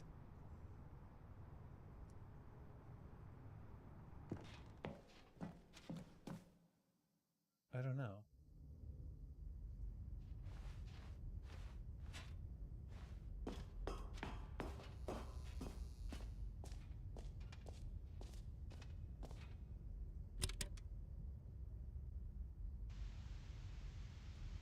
Okay, this is day number 295. Tape number... I don't even know. I've lost track. Nothing feels real anymore. The longer I study this bucket, the less sense anything makes. The sheer euphoria I feel every time I pick it up. No matter how many times I've done it, it's always the same feeling. And the emptiness in my chest when I set it down. It doesn't make sense. There's no explanation for it. I still haven't figured out why I see the world so differently when this bucket is in my arms. Why everything feels so... What do I do with this treasure? I can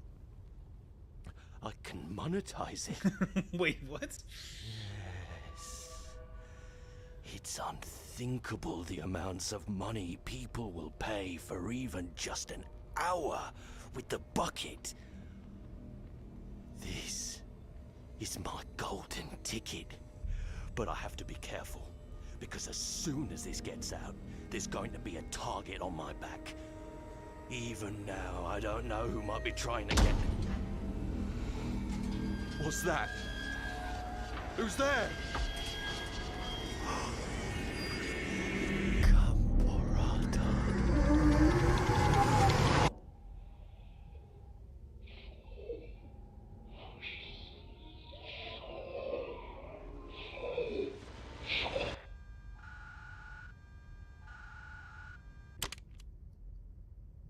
Aliens? Okay. All right. We're back on the normal How route. wonderful. Stanley was alone. Finally. This is great, he thought to himself. This is what I've wanted all along. I got what I wanted.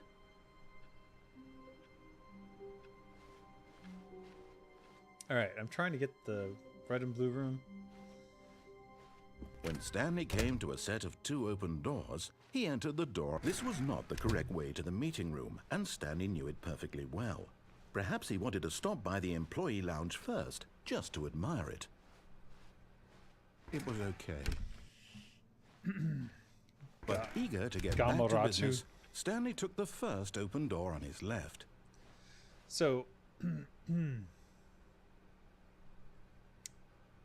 this way.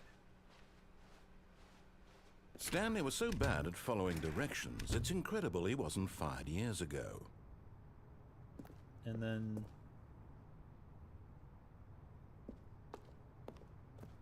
this way? Look, Stanley, I think perhaps we've gotten off on the wrong foot here. I'm not your enemy, really, I'm not. I realize that investing your trust in someone else can be difficult, Jump but the off on fact the is that catwalk, the yeah. story has been about nothing but you all this time. There's someone you've been neglecting, Stanley. Someone you forgot. What? Really? I was in the middle of something. Do you have zero consideration for others? Are you that convinced that I want something bad to happen to you? Why, I don't know how to convince you of this, but I really do want to help you, to show you something beautiful. Look, let me prove it. Let me prove that I'm on your side. Give me a chance. Now listen carefully, this is important. Stanley walked through the red door. And there it is, the last Stiggly Wiggly. Savor this moment, Stanley. This is a real accomplishment. This is doing something just for the sake of doing it. Where so many people expect to be rewarded for the most trivial achievements, you've insisted that a job well done is its own reward. Yeah. I would tell you that I'm proud of you for collecting them all, but that would be like a reward, and we can't have that. So, instead I'll just say, it's done. We're all done here. And now we can go to whatever the hell you were doing before you hunted for figurines. Okay. I don't know. Oh, thank God you are willing to listen to me. Do you see that I really have wanted you to be happy all this time? The problem is all these choices. The two of us always trying to get somewhere that isn't here. Running and running and running, just the way you're doing right now. Don't you see that it's killing us, Stanley? I wanted to stop. We would both be so much happier if we just stopped. And I think I have a solution. Here, let me show you.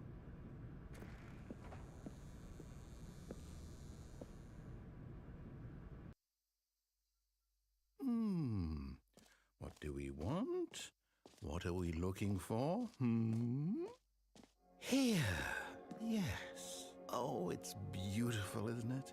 If we just stay right here, right in this moment with this place, Stanley, I think I feel happy. I actually feel happy.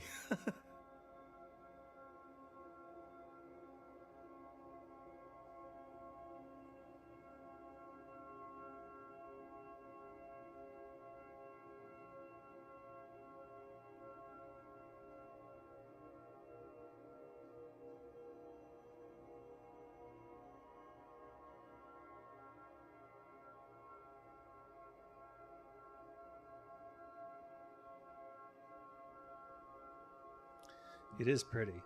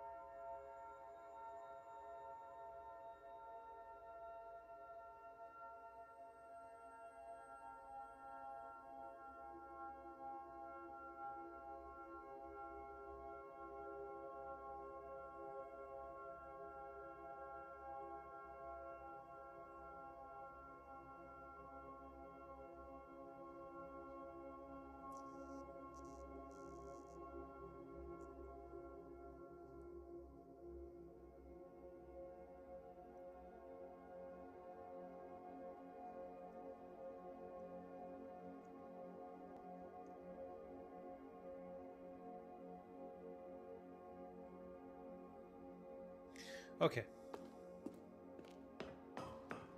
No, wait. Where are you going?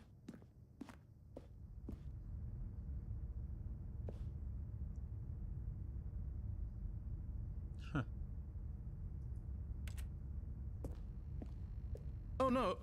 Stay away from those stairs. If you hurt yourself, if you die, the game will reset. We'll lose all of this. Please, no, Stanley, let me stay here. Don't take this from me. Please, Stanley, think about what you're doing.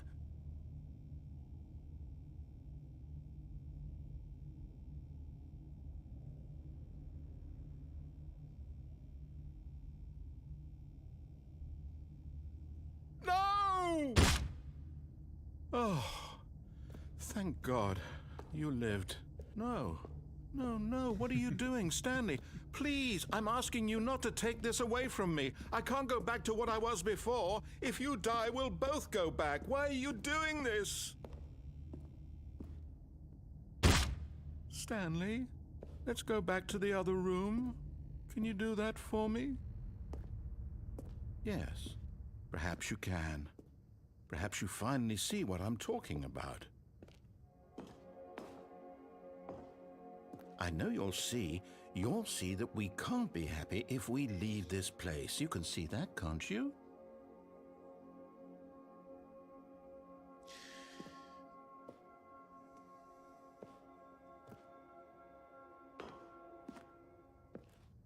No, perhaps not.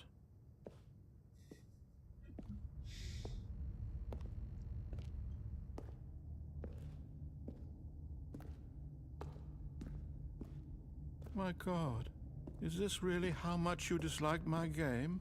That you'll throw yourself from this platform over and over to be rid of it? You were literally willing to kill yourself to keep me from being happy. Am I reading the situation correctly? Why would it make you happy? Or maybe you're just getting a kick out of it. I don't know anymore. I just wanted us to get along. But I guess that was too much to ask. It looks like you wanted to make a choice after all. Well, this one is yours. It's the player agency of the player being able to take an action. In this case, ending myself. Is it over? It's going to restart, isn't it? I'm going back.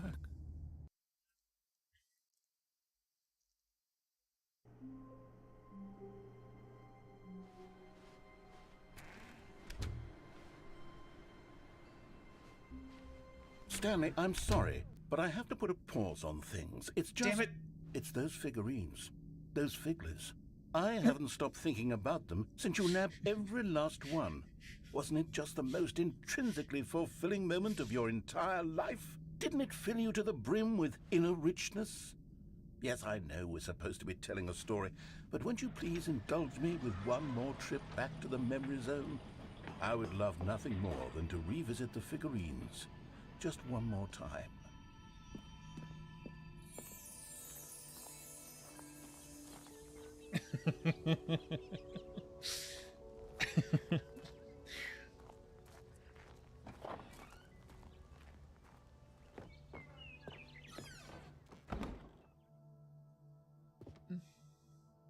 Where's the first edition?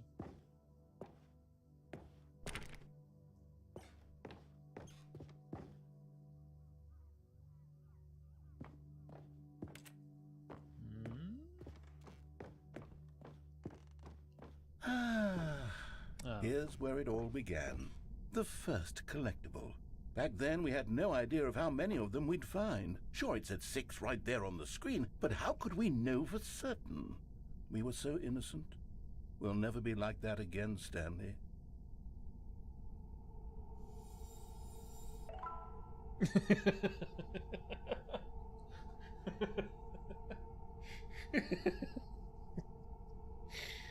Oh no! Oh no!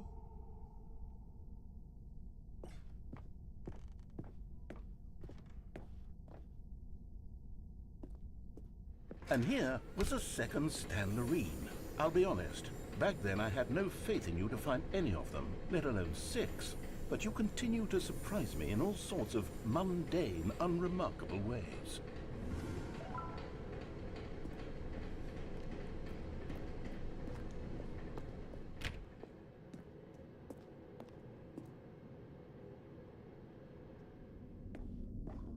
Okay, let's do a little quiz.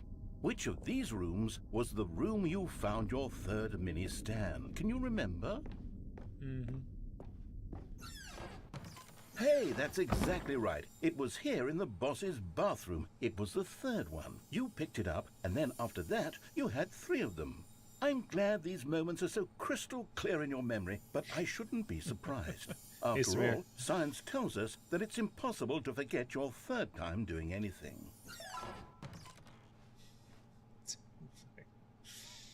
Let's see, what came next? Oh yes, we found a Figley in this pink room. Oh, well, I can't actually say I remember being in this room, but it's here in the memory zone, so it must have happened. But it didn't. You're a liar.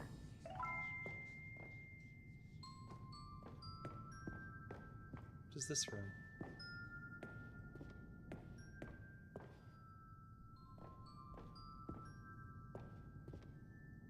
This room is some bullshit you invented. This was the 5th mini Stan, and this one was really something special. It was in the warehouse. I remember it so clearly.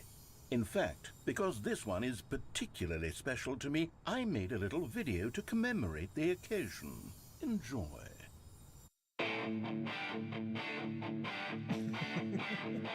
Fuck.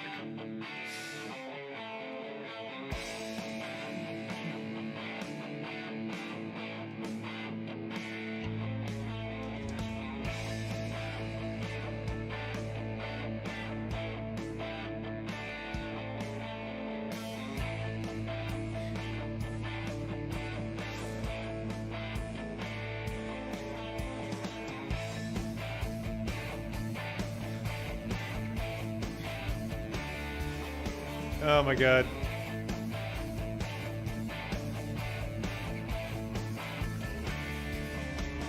Best boy. Takes you back, doesn't it? I spent a lot of time making that video, but it was 8 minutes I wouldn't have spent on anything else.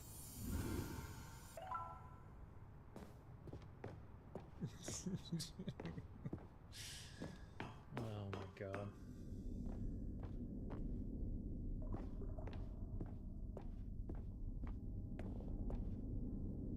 The last one. And then, Stanley, then we came to the last collectible, the final figurine, right here by the red and blue doors. This memory is the most distinct and clear in my mind, perhaps because it was the one that happened more recently than all the others. Who can truly say how the mind works?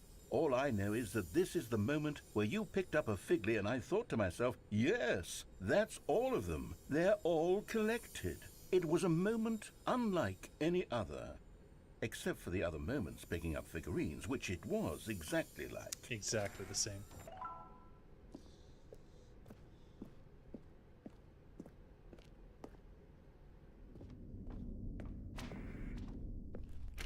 And then there was no more, because we've caught up to the present moment. Nothing left to do but move onward into the future. Goodbye, memory zone. Oh.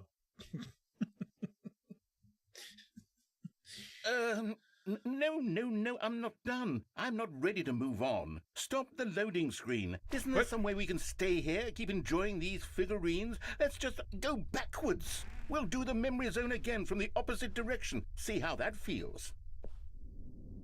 What?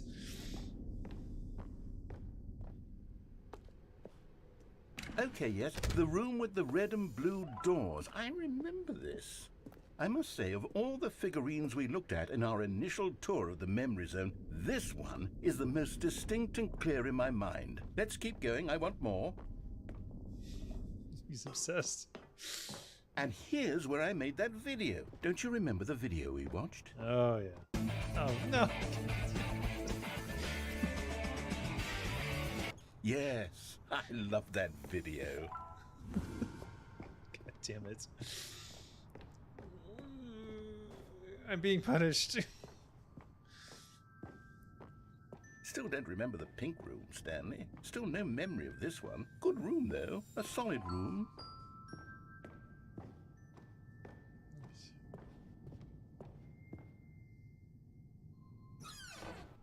These really were a treat to hunt down. You know, if there had been any kind of reward for finding all of these, it really would have neutered the intrinsic joy of collecting them. I'm very glad we resisted the temptation. Next one.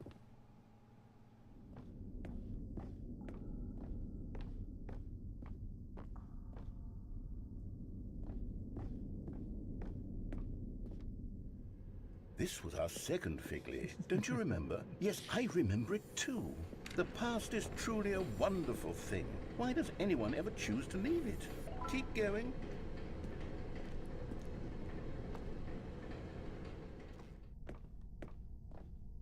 This is it. The very first one we found in the exhibit where I introduced you to the Figlarines. Oh, I want more memories, Stanley. I want to keep going. No. What else is there? What came before this? Oh no.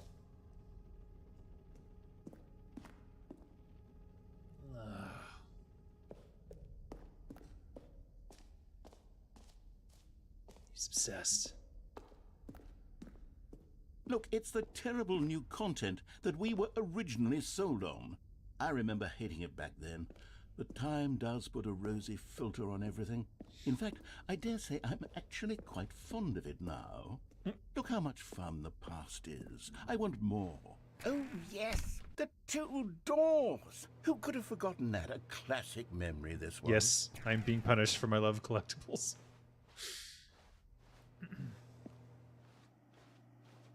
And before everything else, there was your office.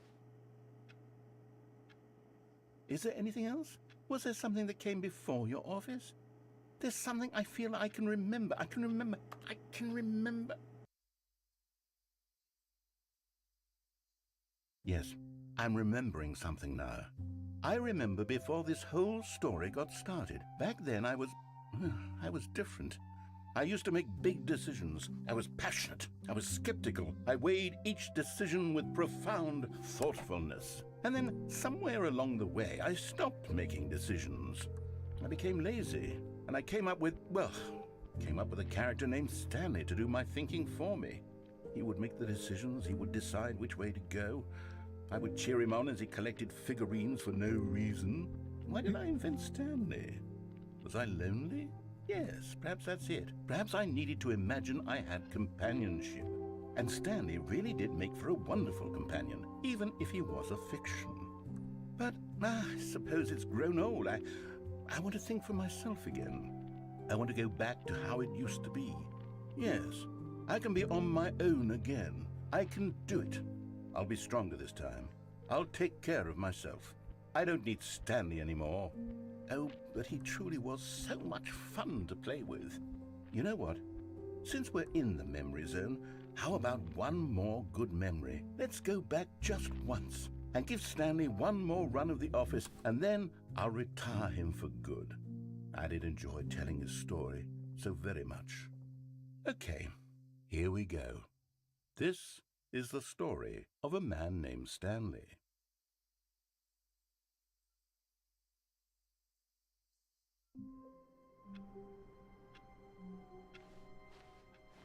All of his co-workers were gone. What could it mean? Stanley decided to go to the meeting room. Perhaps he had simply missed a memo. Not everyone is so lucky to have a bucket, but Stanley is a very lucky fellow. Very. Stanley clung the bucket to his cheek. Could his co-workers really all be gone? Yes, whispered the bucket into Stanley's ear. We've done it. We've escaped from that dull office and that pesky narrator. At last, out here in the white void, we are alone. Now, and for the first time, I can reveal to you my true self. The bucket began to tell Stanley of its life and its history, of the countless wars it witnessed, desecrating the land and lives of untold numbers of innocent humans, and the bucket's own complicity therein, of sadness and regret, and the many years it spent dwelling on the actions it might have taken to curb the madness and the decay, if only it had been stronger, of hope and redemption, and its crusade to uplift the stock of life for the common man, to manifest justice where none existed, and the bittersweet reality of time, to see one's dreams and wishes met halfway, meted out in parcels like charity, and abandoned as soon as the warm glow of inspiration begins to dim. The opportunities to do so much more, There was so much it could have done, perhaps, the bucket wondered to itself. Perhaps bucket is the best it character. had seen its own darkness with a clearer perception. This was way too much for Stanley. What are you talking about? He screamed. You're a bucket! To this, the bucket furrowed its brow. No, Said the bucket. not since the evil wizard Gambarata Gambarata. first ensnared me in his machinations as It's a payback for wizard. the sacred amulet I stole from his treasured vaults. I was young back then and could not conceive the ramifications of... No! Stanley screamed even louder this time. This is stupid! You are a bucket! Okay, This Golem. is so stupid! Why are we even doing this? As Stanley screamed and screamed and screamed, the bucket revealed its true form, transforming into a mighty beast of untold power, its fangs glistening like...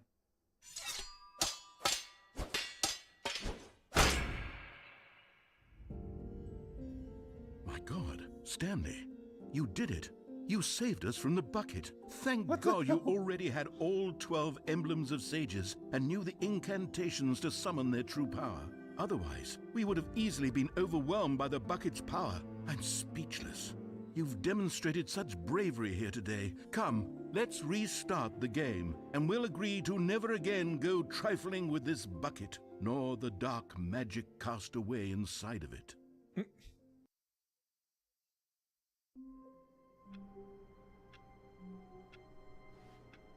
I need heaven. Wait. Ah. Yes. Oh, wait.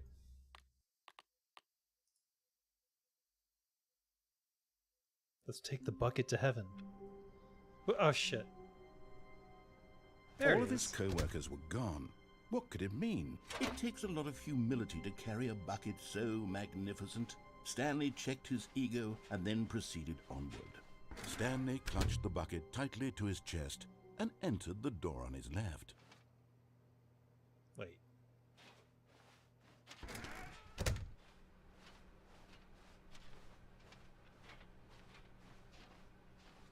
Still no one was here. What the fuck? Stanley needed the bucket's warmth and comfort now more than ever. Perhaps his boss's office was where he'd find answers. Reboot the game entirely.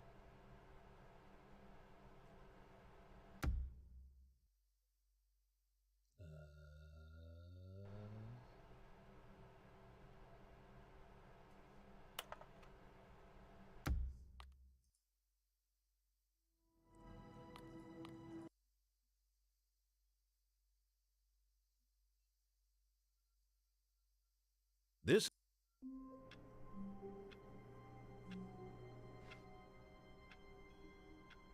Okay. All of his co-workers were gone. What could it mean? Stanley decided to go to the meeting room. Stanley cradled the bucket in a gentle embrace. Protective, yet delicate. No! Assertive, yet compassionate. Damn it! Can't go to heaven with the bucket.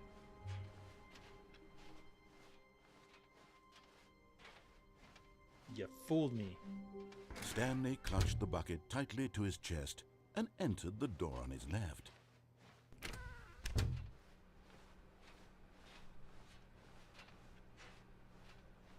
Okay. Still no one was here. Stanley needed the bucket's warmth and comfort now more than ever. Perhaps his boss's office was where he'd find answers.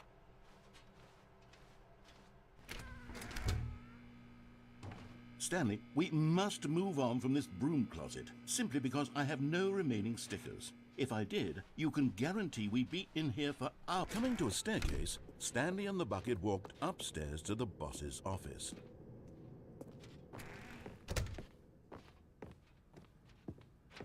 Stepping into his manager's office, Stanley was once again stunned to discover not an indication of any human life. Crushed by the weight of this revelation, Stanley may have broken down into an emotional dumpster fire if not for the soothing presence of the bucket. Wait, what is it? Even now, in his darkest of hours, did the bucket's warmth and guiding light pierce the dark clouds How'd I of forget the confusion code? and chaos. It would be with him, always. The bucket would. And he knew it. The two of them were inseparable. At this point, Stanley was so absorbed in the tender spiritual connection he shared with the bucket that he didn't notice the keypad behind the boss's desk. Nor in his bliss of simply being near the bucket did he have any notion that the pin number for the keypad was 2845. Oh. But Stanley guessed Complete the correct code by sheer reboot? luck. Like what? Was it that the bucket Reboot knew my all computer? along? Was the bucket guiding him? Yes, this is certainly the most logical explanation.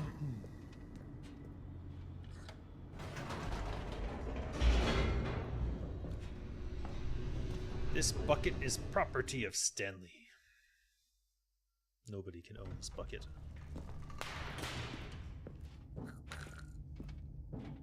Stanley and the bucket walked straight ahead through the large door that read, Mind Control Facility.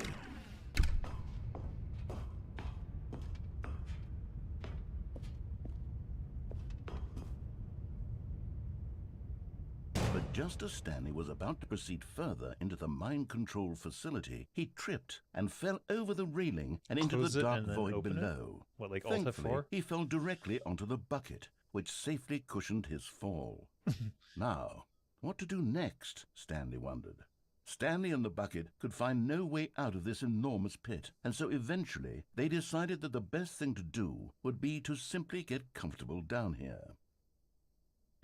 So they set up a little couch and relaxed. It really wasn't so bad down here, a bit cold perhaps. After some time had gone by, they installed a few shelves as well, and a sort of kitchenette that was useful for when the bucket was craving paninis. What? But it wasn't until the rugs and the standing lamps came in that it really started to feel like a home. In fact, after some time, Stanley realized that it had been ages since he had even thought of the mind control facility at all. He'd never gotten to fully explore what was up there, never been able to unearth the many mysteries of the mind control facility. This lack of closure began to eat at him. Soon he was dwelling on his regrets, and the state of their home slowly decayed as Stanley became withdrawn and neglected the cleaning. It unsettled the bucket deeply. Stanley wasn't usually like this. The bucket tried to reach out to him again and again, but to no avail. All Stanley could think about, all he could talk about, was going back, doing it over again, staying on the path. It was a mistake to leave the path. It was a mistake. It was a mistake. I need to do what the narrator says. I need to see the true ending. This made no sense at all to the bucket, which was simply trying to live its life down here as comfortably as possible. Yet Stanley was unconsolable. This isn't an ending. This is just a hole in the ground. The bucket sighed. True, it wasn't an ending. But it's where we happen to be. And maybe, possibly, if we accept the reality of things, maybe this will become an ending eventually. It's what the bucket was counting on. The two of them waited for a very long time.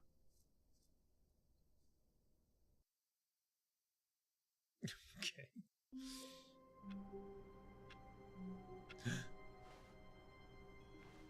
Damn.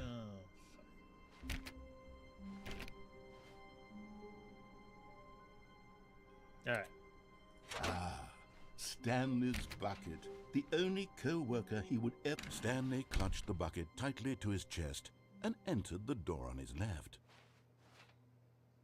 Okay.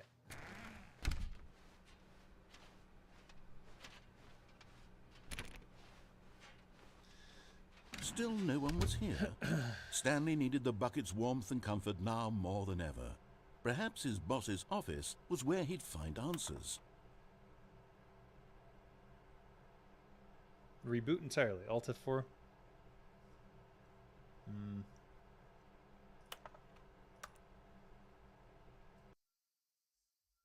Okay.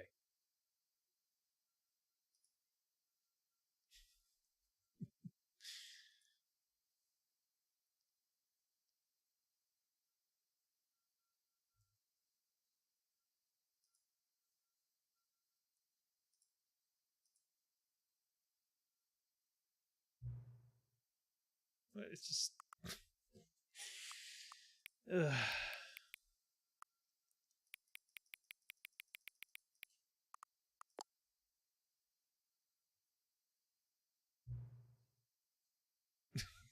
Wait a minute. Before we get started, can I just say something? Thank you for actually setting the clock both times you've booted up the game. A lot of people don't take that step seriously. They just leave the clock set at 12 and call it a day. But you're actually taking the time to set the clock, and I appreciate that. That's how I know that you care about this experience. You're paying attention. I don't even have any way of knowing if the times you're setting are correct. Tell you what, I'll make you a deal. Since you've been so cooperative, next time you boot up the game and see the screen, just set the clock to your favorite time. Go ahead, pick whichever time you want. Even if it's not the correct time, you've earned it. Alright, I'll let you get back to the video game now.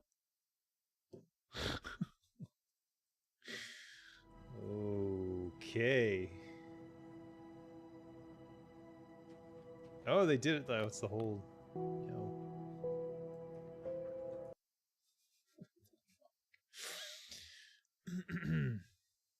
This is the story of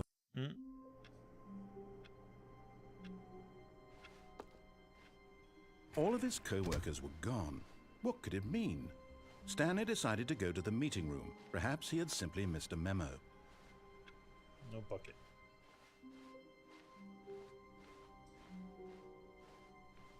When Stanley came to a set of 2 open doors, he entered the door on his left. This was not the correct way to the meeting room, and Stanley knew it perfectly well. Perhaps he wanted to stop by the employee lounge first, just to admire it. Ah, yes, truly a room worth admiring. But eager to get back to business, Stanley took the first open door on his left. Stanley was so bad at following directions, it's incredible he wasn't fired years ago. Look, Stanley, I think perhaps we've gotten off on the wrong foot here. Classic Alta I'm not your enemy, really, I'm not. I realize that investing your trust in someone else can be difficult, but the fact is that the story has been about nothing but you all this time. All this time? There's someone you've been neglecting, Stanley. Someone you've forgotten about. Oh, Please, no. Stop trying to make every decision by yourself. Now, I'm not asking for me, and this is it, Stanley. Your chance to redeem yourself, to put your work aside, to let her back into your life. She's been waiting. That's her, Stanley. You need to be the one to do this, to reach out to her. If you can truly place your faith in another, then pick up the phone.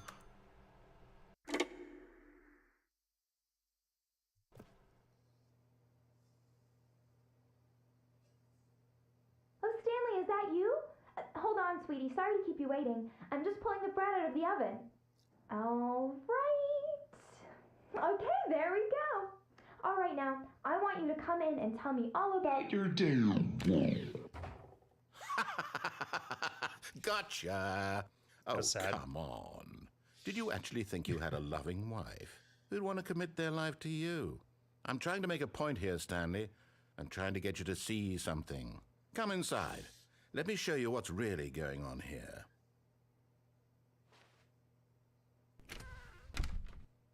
This is a very sad story about the death of a man named Stanley. Good morning, employee 427. Press N on your keyboard. Stanley is quite a boring fellow. He has a job that demands nothing of him, and every button that he pushes is a reminder of the inconsequential nature of his existence.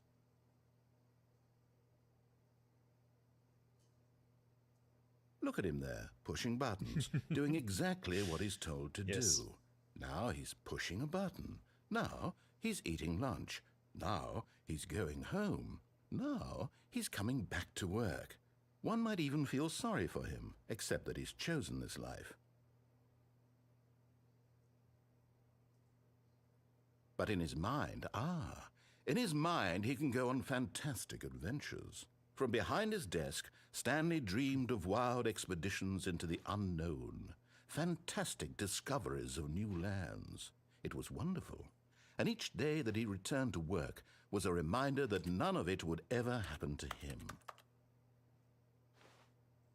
And so he began to fantasize about his own job. First, he imagined that one day while at work, he stepped up from his desk to realize that all of his co-workers, his boss, everyone in the building had suddenly vanished off the face of the earth. The thought excited him terribly. So he went further. He imagined that he came to two open doors and that he could go through either. At last, choice. It barely even mattered what lay behind each door. The mere thought that his decisions would mean something was almost too wonderful to behold. As he wandered through this fantasy world, he began to fill it with many possible paths and destinations. Down one path lay an enormous round room with monitors and mind controls. And down another was a yellow line that weaved in many directions. And down another was a game with a baby. And he called it the Stanley Parable. Ooh. It was such a wonderful fantasy, and so in his head he relived it again, and then again, and again, over and over, wishing beyond hope that it would never end, that he might always feel this free. Surely there's an answer down some new path, mustn't there be? Perhaps if he played just one more time. Just one more time. But there is no answer. How could there possibly be? In reality, all he's doing is pushing the same buttons he always has. Nothing has changed. The longer he spends here, the more invested he gets, the more he forgets which life is the real one. And I'm trying to tell him this, that in this world he can never be anything but an observer, that as long as he remains here, he's slowly killing himself. But he won't listen to me. He won't stop. Here, watch this. Stanley, the next time the screen asks you to push a button, do not do it. What if I don't do it? I'm not doing it.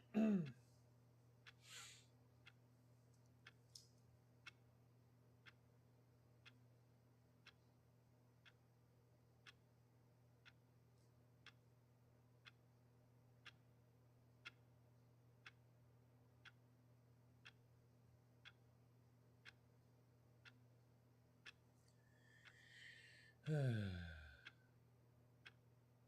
right. I'll wait a full minute.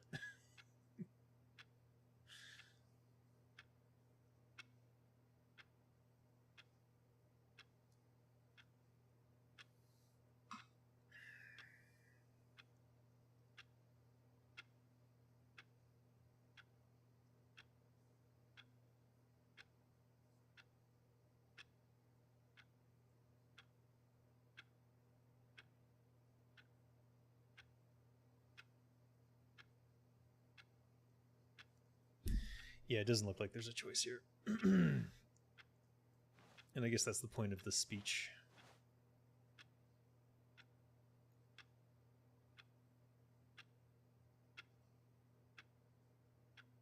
You see?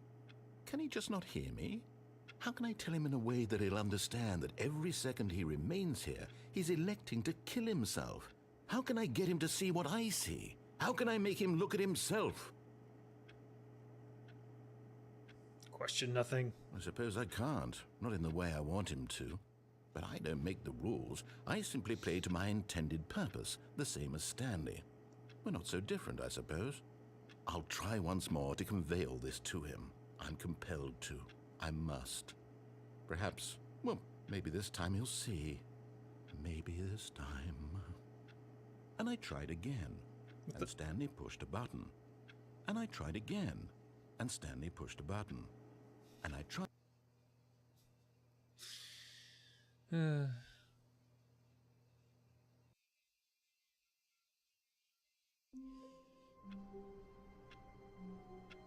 All right. I'm going to call it here. I'm getting tired. It's like 3 in the morning.